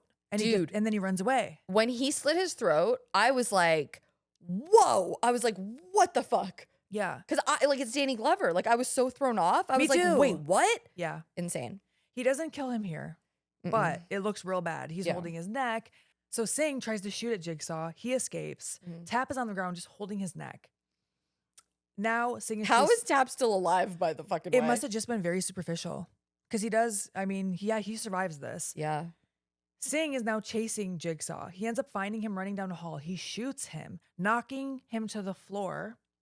As he starts walking closer to the body, he trips a wire that's hooked up to several shotguns up on the ceiling. I was sad here. It is really sad. I like Singh. I like Singh too. I like him a lot. But he gets shot by all of these shotguns and he is definitely dead. Yeah, dude, that was like really rough. And even the way Taps is like, I don't know how Taps even survived that. I know. I just think it was a very superficial wound. He's holding his neck, but he finds Singh's body and we just see him scream. And then we're cutting back to present day. Where we see more of Tap's apartment. And it's not just one murder board. No, it's a whole apartment. The whole apartment, there's food everywhere. Photographs are covering the whole room. Like it looks like photographs where like someone was spying on him, like black and white, like from far away type Dude, thing. that's like us when we were going down rabbit holes on certain movies. That's what I want you to do to break down the Halloween franchise for me. You know what? I just picked it up again. I just started working on it again. Yeah. And now I want to do Saw as well. Oh, that'd be great. Hell yeah. He has a scar on his neck. and he's talking to himself, saying what we heard earlier. So once again, we're seeing a repeat of the scene, but we're getting like a little more information. We have more context now, and it makes more sense when he's saying, we're going to close it, Sing. We're going to close it, Sing. We know that Sing is dead, and he's saying this. So yeah, not well. But now we're going to cut to Zepp, who is watching Lawrence and Adam on the monitor again. He has this giant clock going. It's at almost 4 hours. They have like 2 hours left. It's also important to note that Zepp is dressed in the same black cloak here. So we're like, is this Jigsaw or is it not? Lawrence is looking for the X that marks the spot. Tension continues to build with him and Adam. And Adam is like, okay, Lawrence, turn off the lights. And Lawrence is like, what are you talking about? And he's like, just turn them off. Just trust me. Just turn off the lights. So he does. There's this giant glowing X on the wall behind Lawrence. And Lawrence is, of course, like, how did we not see that before? And Adam says, well, it must be some type of like glow in the dark paint that charged in the light. Yeah. But of course, now Lawrence is very suspicious because how did you know that? I know, exactly. More and more suspicion between both of them. They both think maybe each one had something to do with it. I would think the same thing if I was stuck in that room. Especially after that one. For sure. That was a big one where you're like, how did you know that? Yeah. So Lawrence uses the handle of the saw to break the tiles on the wall, and he finds a little lockbox. Oof. Yikes. And Adam, remember when Adam threw that key? Well, luckily, he does find it again pretty easily. I was thinking, oh my gosh, the key is gone. He finds it. It's fine. It's not a big deal. A key is gone. That's true. Oh my gosh. I know. A key is gone. But we'll find out. So he tosses the key to Lawrence. Inside the box is a flip phone. This is 2004. Oh, I miss a flip phone. I would kill for a flip phone right now. Oh my gosh, a flip phone. You know what? I bet you they still sell them. They do. I can get one if I really want to. I'm thinking about having both. You know what? Your burner phone. I know someone. Yeah, I just want to slam it down, you know? Oh, just slam it shut. Like, yeah. I know someone who got rid of their smartphone altogether. They just use a flip phone. And if they want to go on like Instagram, they go on the computer. Wow. I feel like you can't. We can't because of our TikTok. profession. No, it's a wrestler. But she was so over it, she downgraded to a flip phone because she's like, I'm over it. Will you tell me off air? Yeah. Okay. It's not like a no, but I'm like, but I want to know because I'm like, man, I think that's just amazing. I'm obsessed with TikTok. I was very impressed. But yes, I was gonna say with you and TikTok, you can't do that. I love social media. Imagine you only edit and post your TikToks on a computer. No, what if I only did it on a flip phone? So every video is like super grainy and it's this small. It was taken on a potato.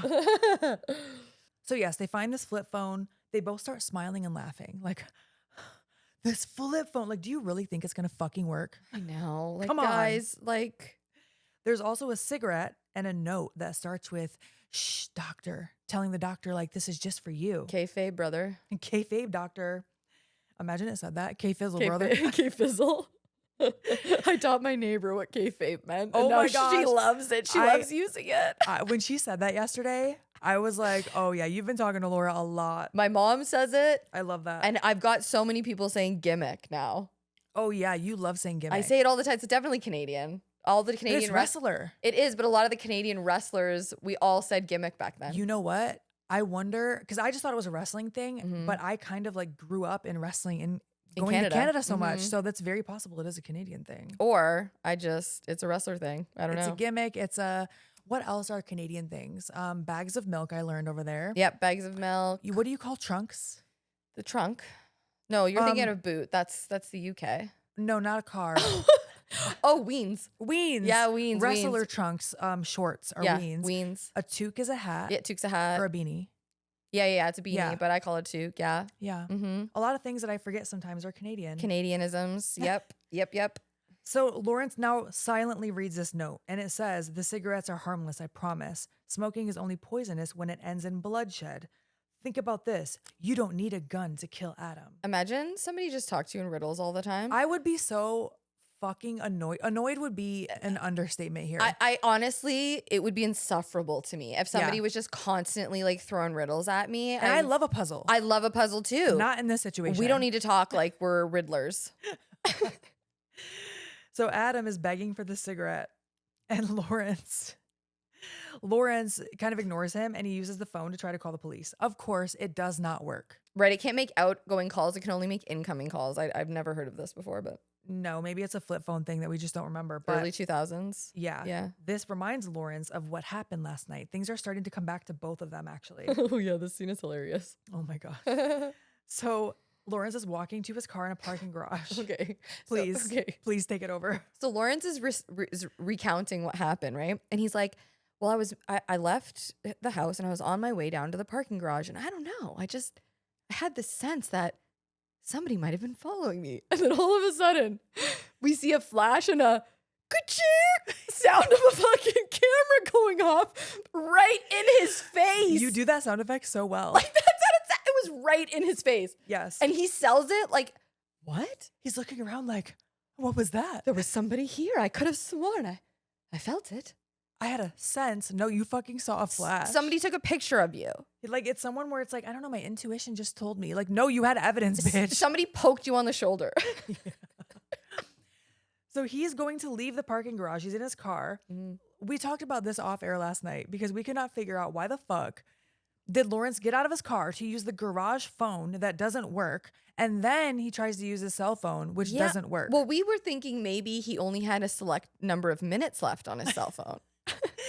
And I was like, no, he's a doctor. He's rich. But what if at that point, did they have calling plans back then? Or was it just like his minutes ran out? Yeah. Okay. My thought was he was blocked in the garage. No service. No service is possible. That makes sense because the cell towers were not so strong back then. But my thing is he didn't check his cell phone until after he used the garage phone. So I was thinking he was locked in the garage. They don't show it. I rewound it because I was like, I must have missed something. And I'm thinking the gate was locked. He couldn't get out. It wasn't rising. So he went to go use the garage phone to say, hey, let me out. I don't know. That makes the most sense out that of sounds everything. Very logical to me. I think, you know what, AK? Let's go with it. Because Okay, honestly, it was bothering me. Me too. Yeah. I'm like, what did I miss? And then he tries the cell phone. It doesn't work. While this is happening, in the reflection of the security mirror up in the corner, we see the back door of his car open. Someone climbs out the back seat in that fucking pig mask we saw earlier. This is so creepy. It's so scary. Because he's like crawling, or whoever it is crawling on all fours. Imagine seeing that. Oh my gosh. This to me reminded me, I'm like, this whole franchise, not that it's not scary or terrifying, but it's scary in a different way. It's scary to think about yourself in these traps. This part felt scary like a horror movie, right? 1,000,000% yes. Anytime you're in a parking garage, even if it's not a horror movie, you put a character in a parking garage, immediately I'm uncomfortable. Yeah. Now you add a pig's mask and a creep walking around on the floor. We should also mention the pig has hair. He does. He's got we love a guy with hair. We love a guy that makes a plan. Were you going to say a coiffed? I don't know if it's a coiffed. It's like stringy. It looks like a Halloween wig on top of a pig. Yeah. It's black hair. Okay. So creepy. And Lawrence gets kidnapped by this pig in a cloak. I'm just imagining like a pig on its back feet, just like, yeah, like grabbing. Oh my gosh, the pig squeal. So they do like a squealing sound effect too. And it's very jarring to me. They don't reveal who was in that mask until later movies, but they do eventually tell you who was in that outfit and who kidnapped Gordon. Okay, don't tell me. I'm not going to tell you. Okay. And I'm not going to tell you either. It's not a part of this movie. Also of note, when we go back to the room and Dr. Gordon is relaying the story, he's looking more and more pale. Yo, he looks rough as the movie goes on. I started wondering if he was sick. And this is where I was like, oh, Adam looks like he's okay. He's dirty, but he looks a little pink. Adam doesn't look as ill as right. Do you think it's like it's like stress too? Do you Lawrence, think it's the lies catching up with him? You know what just oh my gosh, maybe. Right? You know what just hit me? Well, first of all, he is going to be way more distressed because his family is kidnapped. Yeah, oh for sure. That's definitely why I think he's degrading so much. But now I'm thinking his tape was talking about the man on the floor poison in his veins, not poison in Lawrence's veins, right? No, because he sticks a cigarette into the blood. Right. I just thought of that. I'm like, wait a minute, he's not poisoned, right? I didn't miss a giant thing about Lawrence. No. I think Lawrence is living a bit of a double life and he's probably not sleeping much. So I think he probably looks like shit a lot of the time. It makes way more sense now that I'm like, oh yeah, he already found out here that his wife and daughter are kidnapped and they might die. So yeah he's going to be ill. A little sick. Yeah. Yeah. So now Lawrence is like, how the fuck did you know that this ex was here? And they start arguing. Adam eventually is like, you know what? This is how. And he throws the photo of his wife and daughter to him. Mm-hmm. He's like, why didn't you show me this before? His sell on this, like he isn't even mad at first. He's sad. It's exactly. You can like see him go through all the emotions, like sadness, fear, panic, rage. Like he has tears in his eyes. His lip is like quivering. I was like, oh my gosh. Because imagine feeling that helpless. Yeah. And Adam just says, I just couldn't. Yeah. I just couldn't. I just couldn't. Yeah. Which I think that's part of it. I understand. Yeah. I do understand why because he showed him when he needed to show him. Yeah. I guess showing him that picture earlier really wasn't going to do anything, you know, and showing him now that he was demanding answers from Adam, he kind of had to. Yeah, I agree with that. So Lawrence sees his secret note again while this is going on. And then he looks at the blood on the floor and remembers what the tape earlier said about how much poison was in that blood. So while Adam isn't looking, he dips that cigarette in the blood. Yeah, and it looks very sus, eh? It's starting to look like maybe Dr. Gordon's like, you know what? Maybe I should take Adam out. This could be the solution to my problem. And he really wants a cigarette. Then he turns off the light for a second and starts whispering to Adam, and Zepp can't hear or see what's going on. Right. On the monitor. It's just for a second, and then we just hear, you got that? And then he turns the light back on. And then he's like, so, you still want that cigarette? The fake acting is so funny. I know. I love scenes where actors are supposed to be bad actors. Me too. It's because I great. feel like that has to be kind of hard, right? If you're such like, a good actor. Dude, it's like when I had to pretend not to wrestle. I had to be like a fake wrestler. Yeah, and you're like, oh, what am I not supposed to know? Yeah. And Adam's like, yeah. So Lawrence, he goes to grab a cigarette. He chooses one that's not dipped in blood because there are multiple, and he tosses it to Adam. Adam smokes it and then immediately starts acting like he's choking. The most over-the-top comical sell. Like he saw it in a movie once and like just recreated what he saw. Yeah. He falls to his knees. He pretends to be dead. And Lawrence is like, okay, there, I've done it. Suddenly, Adam starts getting electrocuted. Yikes. Zepp is zapping this bitch, okay? And Lawrence thinks he's acting. He's like, what are you doing? Like, why are you overselling? Just chill, man. Yeah. And Adam is like, do you think I would just do this to like mess up your plan? I got electrocuted. And Lawrence doesn't believe him. Yeah. He's skeptical for sure. Yeah. And then Lawrence just maniacally starts trying to saw his chain again. Yeah. You're getting like little hints of him crashing out. He is starting to crash out. Yeah. And then Adam says, I remember everything now. So Zepp literally zapped it back into his brain. Yep. Now we get the flashback. So this is where we see that Adam is a photographer. And he's going back to his apartment or wherever. He's developing these photos. And guess who he's developing photos of? Lawrence.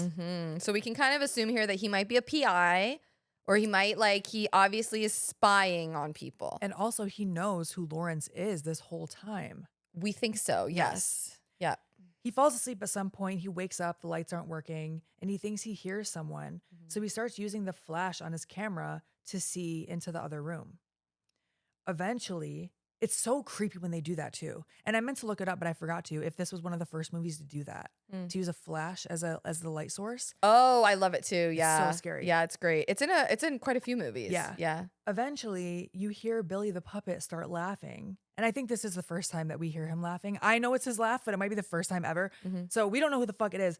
He turns around, he sees with the flash that it's the puppet sitting in the chair. He smashes it with a bat. And you can hear the laugh like, meow. Yeah. I don't blame him. No. If that thing was laughing, no, shut it up right now. So then he goes to a door and he's like, who is in there? Come out. I'll kill you, motherfucker. He has his camera in one hand, a bat in the other. He opens the door way too slow for my liking. Yeah. He doesn't just like, whoosh, he doesn't just do it real fast. He opens it so slow. I think it's funny because it's such a contrast to him going, I'll kick your fucking ass. And then he's like scared and like slowly opens the door. Yeah. But he opens it slowly. He's standing there in front of it. And when he flashes the camera, the fucking pig mask is there and it snatches him. It doesn't really make sense why the pig waited for the flash to happen, but because he's standing there for a second. But it was still a great jump scare nonetheless. Oh, great jump scare for sure. Yep. Now back in the room, the cell phone that they were given rings. Yes. And it's also 20 to 6 too. Yeah, he has until 6 o'clock, remember, to kill Adam or his wife and daughter are going to die. Yeah, we're getting close. So Lawrence answers the phone. It's Diana. She's crying. the way that they are both crying, It's very upsetting. it is so convincing too. She says she's scared. The bad man from my room is here. He has us tied up. He has a gun. She says, please come home, daddy. That's hard. Yep. Then he puts Allison on. Zepp does. Yeah. And this is where she was like, Larry. And I'm like, who is Larry? Oh, Lawrence. Okay, got it. She says, she's being told to say this. She says, don't believe Adam's lies. He knew about you before today. And then Zepp hangs up. Dude. All of the paranoia up until this point is about to reach a fucking peak. For sure. And I really love how it's not like Lawrence freaks out about finding that out. He freaks out because Allie is forced to hang up the phone and he keeps saying her name. Allison, Allison, like he's more in that moment, he's more locked in on his family. Yeah. And then it's like you slowly start to see him being like, hold on, wait, she said what? She said, Yeah. hold the fucking phone. Right. And he asks Adam straight up. He doesn't even like hide it. Pretty calmly too. Pretty calmly, yes. First, he's screaming at the camera. He's like, I'll fucking kill you, Yes. motherfucker. But it's at the camera. Exactly, exactly. When he turns to Adam, you know, it's more, again, he's got that like, because he's a doctor. I mean, he has surgeon. Well, that's what they say, like surgeon hands. Like He has he's composure. Composure, exactly, right? So he basically says to Adam, like, yo, my wife told me that you know me. Mm-hmm. So what's the fucking deal here? And Adam's like, what? What are you talking about? What do you mean? Like he's all meek and doesn't know. And this is where we see Lawrence start to get angry and he just starts shouting at Adam and calling him a liar. Mm-hmm. And first of all, his accent when he says liar, I don't know. I think he's just got a really great voice. Yeah. I don't know. But he's like, you're a liar, you know? And then Adam is like, you know what, man? You're full of shit. You're a fucking liar. And now we get more backstory here. So Adam is straight up like, yo, I'm a piece of shit. Yeah, well, you went to fuck your student in a shitty hotel. Like, that's basically what he's getting at, right? And he kind of tells him, like, yo, remember when you were walking in that parking lot and you're like, you didn't notice that you got your picture taken? When you sensed someone was in there, there was. When there was a giant flash and a ka-choo sound? Yeah. That was me. They show the same scene again, but this time we see that Adam was there. So they're just adding like that little piece. You're seeing the POV now. Exactly, exactly. And so Adam is kind of explaining this. And then he's like, you know what, man? Fuck it. He goes into the bathtub and he pulls out from the garbage bag a stack of photographs that he had been taking, spying on Dr. Gordon. And he tosses them across the room. And he basically goes on to say that somebody has been paying him to, you know, take pictures of him. And it's usually rich guys that are paying for people to, or sorry, rich people paying to catch cheaters, like to catch their spouses cheating, right? And so Adam is kind of relaying this to him, like, yo, somebody hired me. I took pictures of you. This is why, okay? And he then goes on to say, like, listen, we're both full of shit here, obviously, but photos, they don't lie. That shit's real. Right. So you tell me, man. Yep. And then we get a little flashback because he says, what did you do in that hotel? Because you left in a hurry. Mm-hmm. And we see the flashback of Lawrence meeting his student from earlier. So that girl that was giving him the fucking googly eyes, she's meeting him there. Mm-hmm. But he's actually showing up there to tell her that he can't do this. And he apologizes to her. Mm-hmm. I feel like you didn't need to go there in person. Mm-mm. But nonetheless, here he is. It is implied, I will say, throughout, well, later on, Lawrence claims he did not cheat on his wife. Yeah, so, he really like hammers it home that he did not. So like this wasn't going on before allegedly. This is the first time and he's like, I can't do it. I can't go through with it. Mm-hmm. Just throwing that out there. Right. So he's about to leave and then the motel phone rings. It's for Lawrence. And the way she says it. It's so creepy. It's for you. I'm like, are you in on this, girl? I know, so like unsettling. So he answers the phone and they just say, the voice just says, I know what you're doing, doctor, and then hangs up. So traumatic. My goodness. And then we see the same shot of him in the garage again. Again. For a third time. Ka-ching. I can't even do it. And then Adam, he tells him like, yeah, because Dr. Gordon wants to know, who is this guy? Who hired you? Like, what the fuck, right? And Adam's like, man, I don't know. The guy's name is Bob. He pays me in cash. He's kind of tall. He says he paid him like $200 or something. $200 a night to take the photos or something like that. That's a lot of money. It's a lot of money. And well, he does say that he's rich, but like the way he describes him is just like, I don't know, he's just a random ass dude. Like, I have no idea. But then as he starts to like think about it, he's like thinking, he's like, okay, I don't know, the guy was this, that, and we're getting a flashback. So we're seeing what Adam is describing. And then as someone's coming through the darkness in Adam's apartment, and then we see the reveal that it's Tap. It's Detective Tap. He remembers he has a scar on his neck. Yes. And once he says that, Lawrence knows who it is. Exactly. Yep. And Gordon is like, I keep calling him Gordon, but Dr. Lawrence here tells Adam the lore. He kind of gives him the backstory of Tap's lore. Yeah. Tap is convinced, right, that Dr. Gordon is the killer. Right. And Lawrence is getting visibly more and more upset as he's kind of like saying this, right? Yeah. We also learned that Detective Tap was discharged from the police force because he kept harassing Dr. Gordon even after he was cleared. And so, like, Dr. Gordon knew that he wasn't well. He knew he wasn't a cop anymore. Because Adam is like, oh, that guy was not a cop. And he's like, well, he's not anymore. Exactly, because he doesn't carry himself with, like... He's not in uniform anymore. No. And he clearly looks like, I don't know, he might have a little bit of a drinking problem or something that. But yeah, he, and so Adam is getting like, Dr. Gordon is getting like visibly like angry here. And he starts calling Adam a bottom feeder and basically lumps him in with Tap. Like they're all like, basically he's saying like Adam is part of the reason why they're stuck there. Like if you hadn't gotten involved with Tap and you hadn't paid him and you hadn't done, or you hadn't take photos and basically he's kind of like blaming Adam as like, what would you call a co-conspirator to what's happening, right? Yeah. And then Adam is like, dude, I don't give a fuck if you smother yourself in peanut butter and hook up with and have a 15 hooker gangbang, dude. I don't give a shit what you're doing. You know what I mean? Yeah. As Dr. Gordon is fully crashing out. Yeah, that was a wild ass line. Like, maybe don't cheat on your wife, Lawrence. But that's where he's like, I did not cheat on her. Maybe he didn't. I kind of believe him. I want to believe him, Hey, you love his blue eyes. I know you want to believe him too. I do. He's the prince. The prince.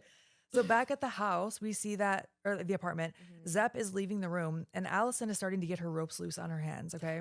Yes, and also, this part blew my fucking mind. Dr. Gordon picks up one of the photos and notices Zepp in the window. Oh, Adam, he sees it. Yes. He's like, wait a minute. Yeah. Yes. Yep. And he's like, was someone else at your house last night besides your wife and daughter? And he's like, no. Yeah. You can see the same shot that Detective Tap was seeing. Yes. Yeah. Yes, that Adam took. Yep. Which is crazy how they all tied it together. Because he took it the night before, right? Yeah. So I think those photos were also from Detective Tap. Because remember, he was looking like through a telescope. He was also taking pictures through his window. Oh. Because I was like, wait, Adam didn't take that picture, but he was taking other pictures. But Tap was also taking pictures from that window. So yeah, because otherwise Adam would have seen him already, right? Like if he zoomed in on him. So yeah, they notice that's Zepp, and Dr. Gordon recognizes him because he was an orderly at the hospital. So he's saying this out loud. He goes, I know him. His name is Zepp. And Zepp is hearing this on the monitor, and you can tell he's looking a little worried. But it is 6 o'clock, and Adam says, we're out of time. Oh shit. Then we see Zepp just start loading his gun. Allison has gotten her and Diana loose, but they pretend to be tied up when Zepp comes back in the room. So she puts like the thing back in her mouth. They pretend their hands are still tied. And he comes in to say, time is up. I'm afraid you have to tell Dr. Gordon that he failed.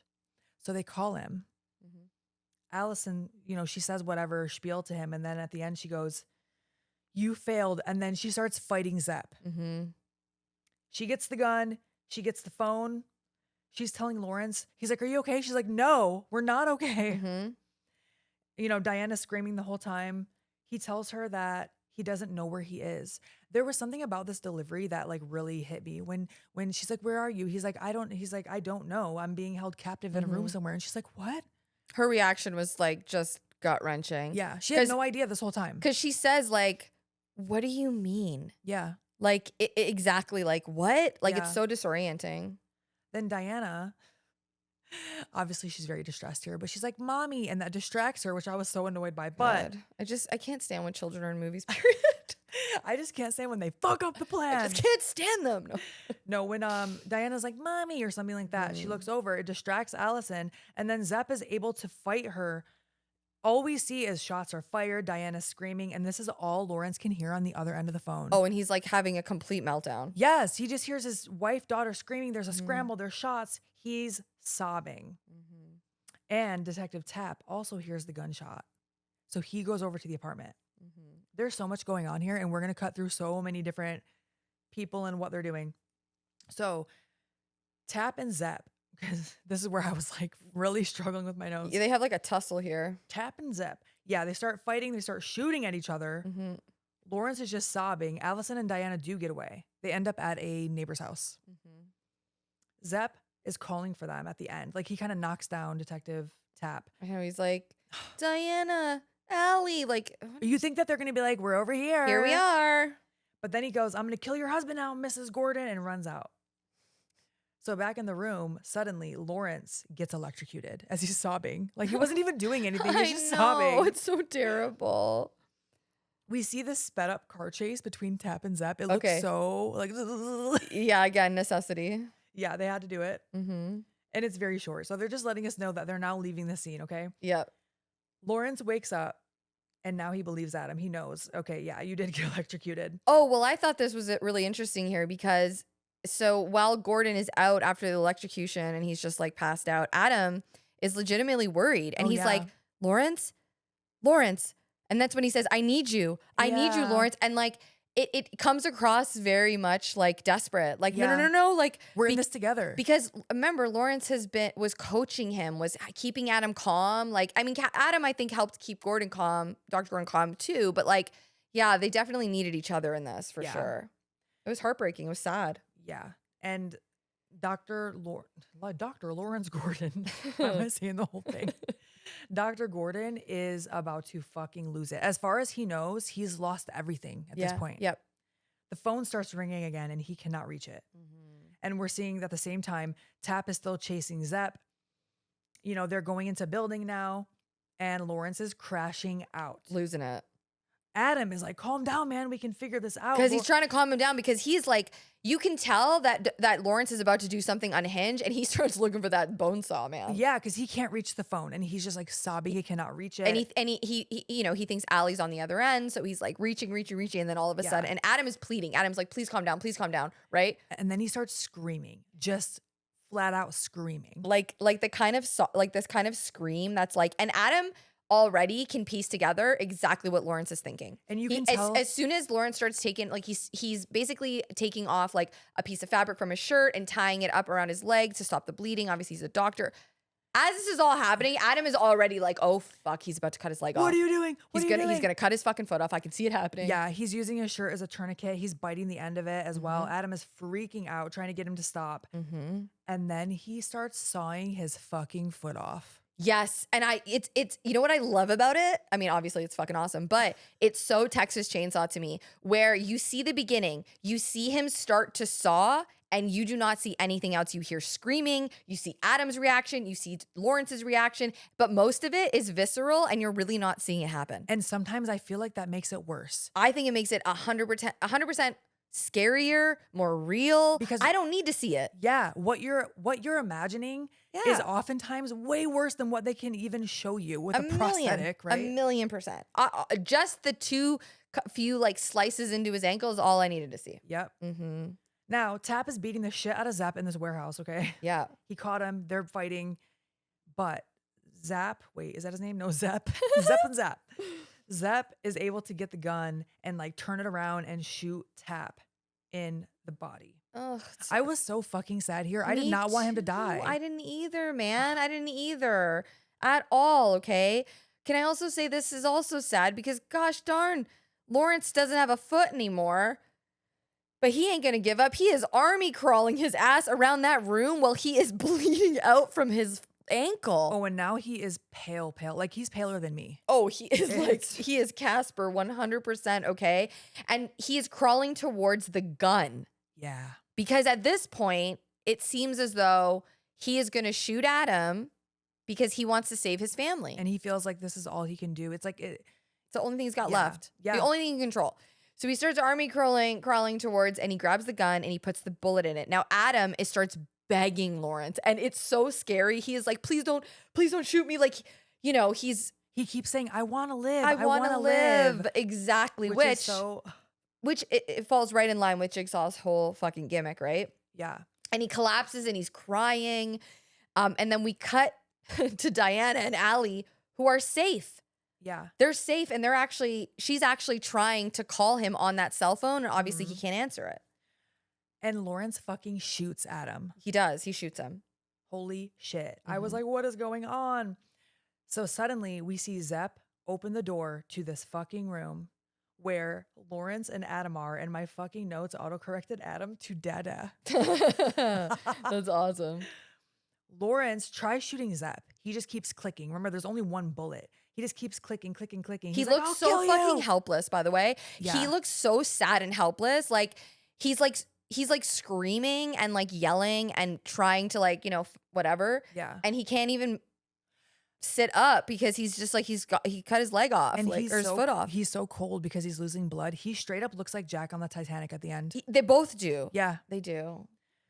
So he's trying to shoot at him. It's obviously not working. He's like dragging his fucking body around, man. And then Zepp says it's too late, talking about killing Adam. And Lawrence is like, why? And he just says, it's the rules. Suddenly, out of nowhere, Adam gets Zap. Damn it, his name isn't Zap. It's Zap. Adam jumps up, overpowers Zap. Playing possum, man. Like, yeah, he's playing possum. He like drags him down. He gets on top of him. He starts smashing his fucking head in with the back of that toilet. Dude. Holy shit. And I would too, man. If I thought that was the guy that had me locked in there, fuck yeah, I would. Yeah. And then I was like, okay, the first time I watched this, I'm like, okay, did he not shoot Adam? But as they're talking, Lawrence is like, don't worry, I only shot you in the shoulder. Dude. So you'll be okay. I'm going to go get help. Okay, this is why I really question Jigsaw's motives in this one, because Lawrence really doesn't seem like a bad guy to me unless we find something else out about him. Right. They both want to live. I think they both learned their lesson. They do, but Gordon is, I keep calling him Gordon, but Lawrence is literally like comforting him, and oh my God, it's so fucking sad. Adam is like, basically Gordon is comforting him and saying, don't worry, I wouldn't lie to you. I'm gonna come back. I'm gonna get help, because Adam is like, is it gonna be okay? Like, we're gonna be okay? And like, why I find it so touching is because now this is just going off the first movie. Right. And for all intents and purposes, let's just say that Lawrence is dead. Okay. Like, it is the conversation had between two people that know that they're never going to see each other again. And it hit me so hard. Yeah.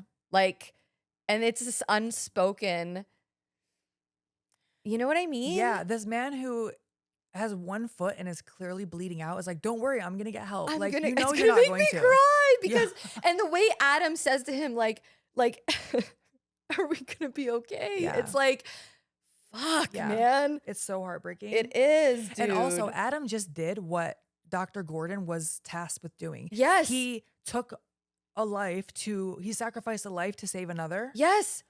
And he went after Zepp even though Gordon like shot him. Yeah. I don't know, like all of it. I also feel like Dr. Gordon letting the time lapse and going to 6 o'clock without killing this man in order to save his family was like a lesson in like showing that he had morals in general. I don't know.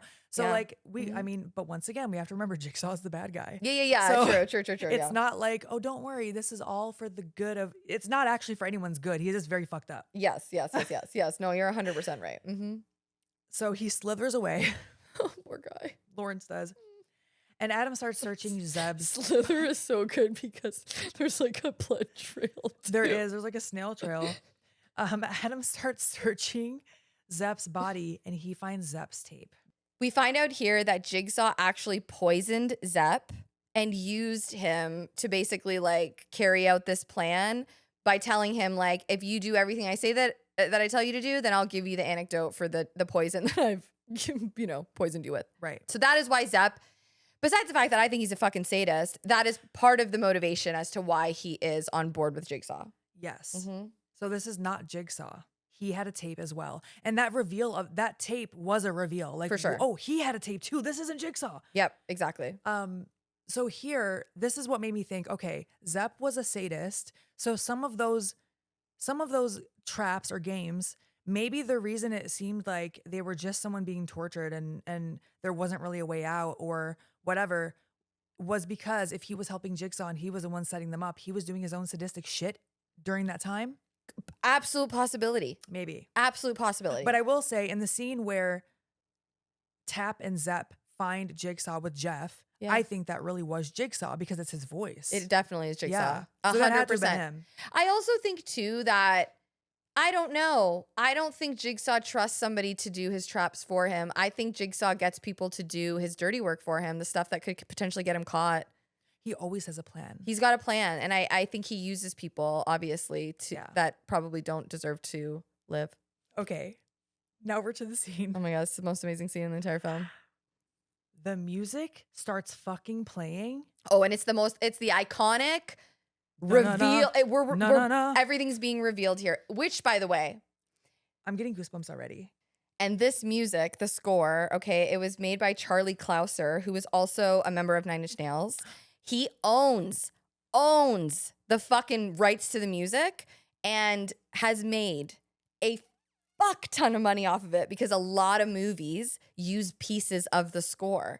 And because he owns it, it can be in all the Saw movies. Like, he licensed it out. Like, the fact that and he's worked on every Saw movie, and he did the score so well that they were like, Twisted Pictures, like, no, you got to be in all of them. You have to do the music for all of them. I love that. Yeah. I love it's so iconic. Yeah. Mm-hmm. Okay. The music starts playing. Mm-hmm. And the man in the middle of the floor that's been there the whole time fucking stands up. Dude, it's like slow motion, and you look over at fucking Adam's face. The cell, he is like mouth open, just like. Yes, I'm literally getting goosebumps. Look at my arm. No, it's wild. It is one of the craziest reveals of all time. The way he gets up, he looks like a newborn naked mole rat, okay? A million. He is bald.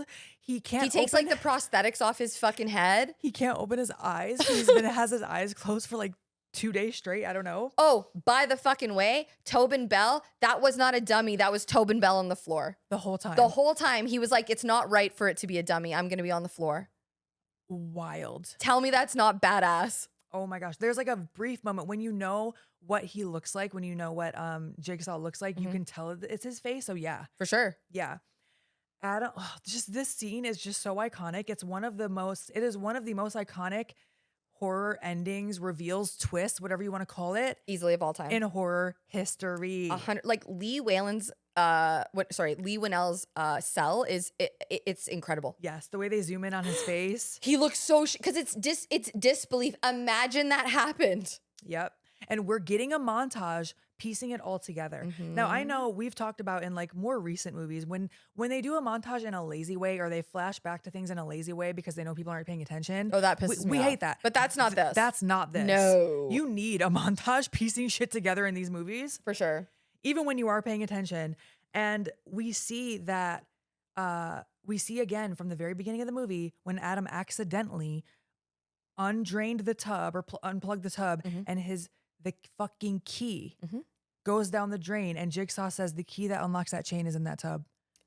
I hate that. I hated it too. It made me fucking hate him in that moment. Which we should. I know, but it especially made me hate him in that moment because it was so unfair. It's unfair. It's so fucking unfair. It's so unfair to Adam. Because what did Adam really do? Exactly. We're going to get into that. So we see the whole reveal. We see everything. He tells Adam that your key is in there.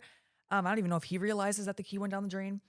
And then he goes to the door and he says, "Game over," and slams that shit shut on Adam, who is reaching out and screaming and screaming and screaming. And it goes black and we just keep hearing him screaming. Dude. And that is the fucking end of Saw. What an ending. Epic. This is one of my favorite horror movies. Up there is one of my favorites for sure. Oh my gosh. Absolutely. I forgot how incredible it was. Like, I remember seeing it years ago and knowing it's fucking awesome. But to rewatch it now and for it to hold up so well, and then knowing they had like no budget. This was a passion project. Okay. That interview that I watched, or that documentary that I watched, Game Changers, which again you can find on, I don't know, I think I have to watch it on YouTube. But Carrie Elwes, who plays Lawrence, when he talks about James and Lee, he talks about how they were so passionate and so incredible, and because they were so passionate about it, it made him really like, be invested in it as Yeah. well. And James and Lee talk about how Carrie was like a dream to work with. I mean, this is an actor who's been in a lot of films. He's a heavy hitter. He apparently was like very humble, wanted to learn from them because he's not familiar with the horror genre. Like Tobin Bell wanted to be in it for many reasons. One of them was to work with Danny Glover, but another was when he read the script, he didn't see the twist coming. So when he saw the twist, he went, well, that will be very interesting to film. Yeah. Dude, it makes me love it more, Me too. man. Me too. But speaking to what we were just talking about, Yeah. okay, first of all, I fucking hate that Adam is trapped in that room and gonna Oh, die. I hate it, dude. I hate it. I loved Adam. I would love to think that Adam. Oh, but I liked Lawrence too, man. I would love to think that he sawed off his foot and was able to escape, but I also think that door is locked now. I just would love to hear what people think as to why Jigsaw was so like ruthless in this one with people that seemed like, I don't know. Why did Adam deserve to die? That's what I keep going back to. What is Right. it that Adam did that was so bad? It also is important to remember here with us having more knowledge about this franchise. So true. We don't really learn anything about Jigsaw in this first movie. That is so true. And He's- I don't yes. want to spoil anything, but I will tell you a little bit. So Jigsaw mentions that he is sick from the disease eating him inside when Tap has him at gunpoint.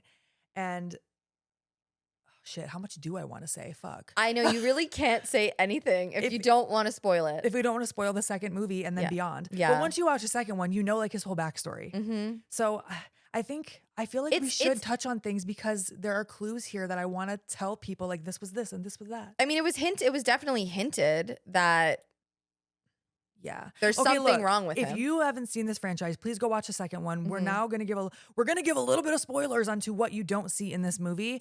At least in terms of who Jigsaw is and what his motivation is, because by now I think most people do know if you know this movie, but it is important since we're talking about this specific movie, talking about the little clues here and there, right? So just so you know, spoiler alert for a different movie. So we're going to find out that the patient that Dr. Gordon was talking about when we first meet Zepp, who he was showing the scans to, is John Kramer. He mentioned his name is John. It's John Kramer. That is fucking Jigsaw. And his motivation is deeply rooted in the fact that he has cancer, he's dying, and he feels like he's being, I don't want to just say he's fucked over by the doctors and stuff, but he is very focused on the fact that people don't appreciate their lives, and he is about to lose his that he does appreciate. So he's very salty about that, right? Yeah. And I think he's punishing Dr. Gordon because Dr. Gordon isn't helping him. The way he feels is people that have no empathy in the medical field, he goes for. Yeah, and he also mentioned something like, Dr. Gordon, you spend your life telling people when they're gonna die, and now you get to decide if you want to die. Right. You know, there's definitely like bitterness there for sure. Bitterness. I think he has a lot of hostility towards, I would say, just the American healthcare system in general and anyone involved in it. You know what I Imagine, mean? this is Saw against the American healthcare system. This has been a PSA against the American healthcare system, but it is a lot of the whole franchise because he's dying. Also in that scene, we see that John, I mean, really, if you look at the guy's face at the end and you look at that scene again, you'll see their faces match. He's sketching. And he is sketching the fucking reverse bear trap. Wow. In that scene. That's really cool. Yeah. So I love that. That's a little hint right there. I love that. But yeah, the second movie is going to go much more into Jigsaw and who he is and what his motivation is. Yeah, the second one's great too. Second one is great. Honestly, the third one's great. I feel like when I was going to go rewatch the whole franchise, I was like, you know, I just kind of forget what happens in the middle. Like 5 and 6, like I can't tell you what happens off the top of my head. Yeah. And I was like, I imagine they probably get worse as the franchise goes on, like a lot of franchises do, but I don't really feel like they do. Oh, okay. I'm going to rewatch them. I got to rewatch them because it's been a very long time. Yeah, you definitely should. I know they're all on Netflix. That's where I watched the OG. Right now, they're all on Netflix, at least at the time of this recording. We hope you guys like the episode. Do you have any more tidbits or you want to save them for Patreon? I have so much written down, but I feel like I should save some for the Patreon extended. I did want to talk about the escape room thing because I mentioned it in the beginning of this episode. So really quickly, what I could find is that no, Saw did not start the escape room trend, but they were created around the same time because they were inspired by early 2000s point and click computer games and the Japanese Crimson Room game, which were brought to life by Takao Kato of Scrap Company in Japan in 2007. So this was 2004, that was 2007. It's kind of close to that. But it was more like he wanted to take those digital escape rooms and bring them to life. That's cool. So it happened in Japan first, it sounds like. That's very cool. I love that. But yeah, I have some other fun facts we'll save for the Patreon extended. Oh, that was a big one. Oh my gosh, I forgot Toby was right here. That was a big one. And no, Toby is, we don't want to say anything to Toby right now because Toby needs something from me. So I hope you guys loved the episode. You can find us on social media at Chainsaw Girls Pod. We're on Instagram, we're on TikTok, we're on Facebook, we're on YouTube. You can watch these episodes every Monday at noon. We do like, what is it called? Premieres, absolutely. We also have a Patreon and we're about to shout out our top tier patrons. We guys appreciate you so much. Here we freaking go. We have Jason M, Jeremy M, John M, David G, John M again, Jonathan W, Rob V. We got David T, Heather D. We got Franchise Driller, aka Ryan. We have Millie C, Adrian G, Chris S, Alexis T, Adam VL, and James C. Thank you so much for being our top tier patrons. We appreciate you guys to the moon and back. Okay, bye.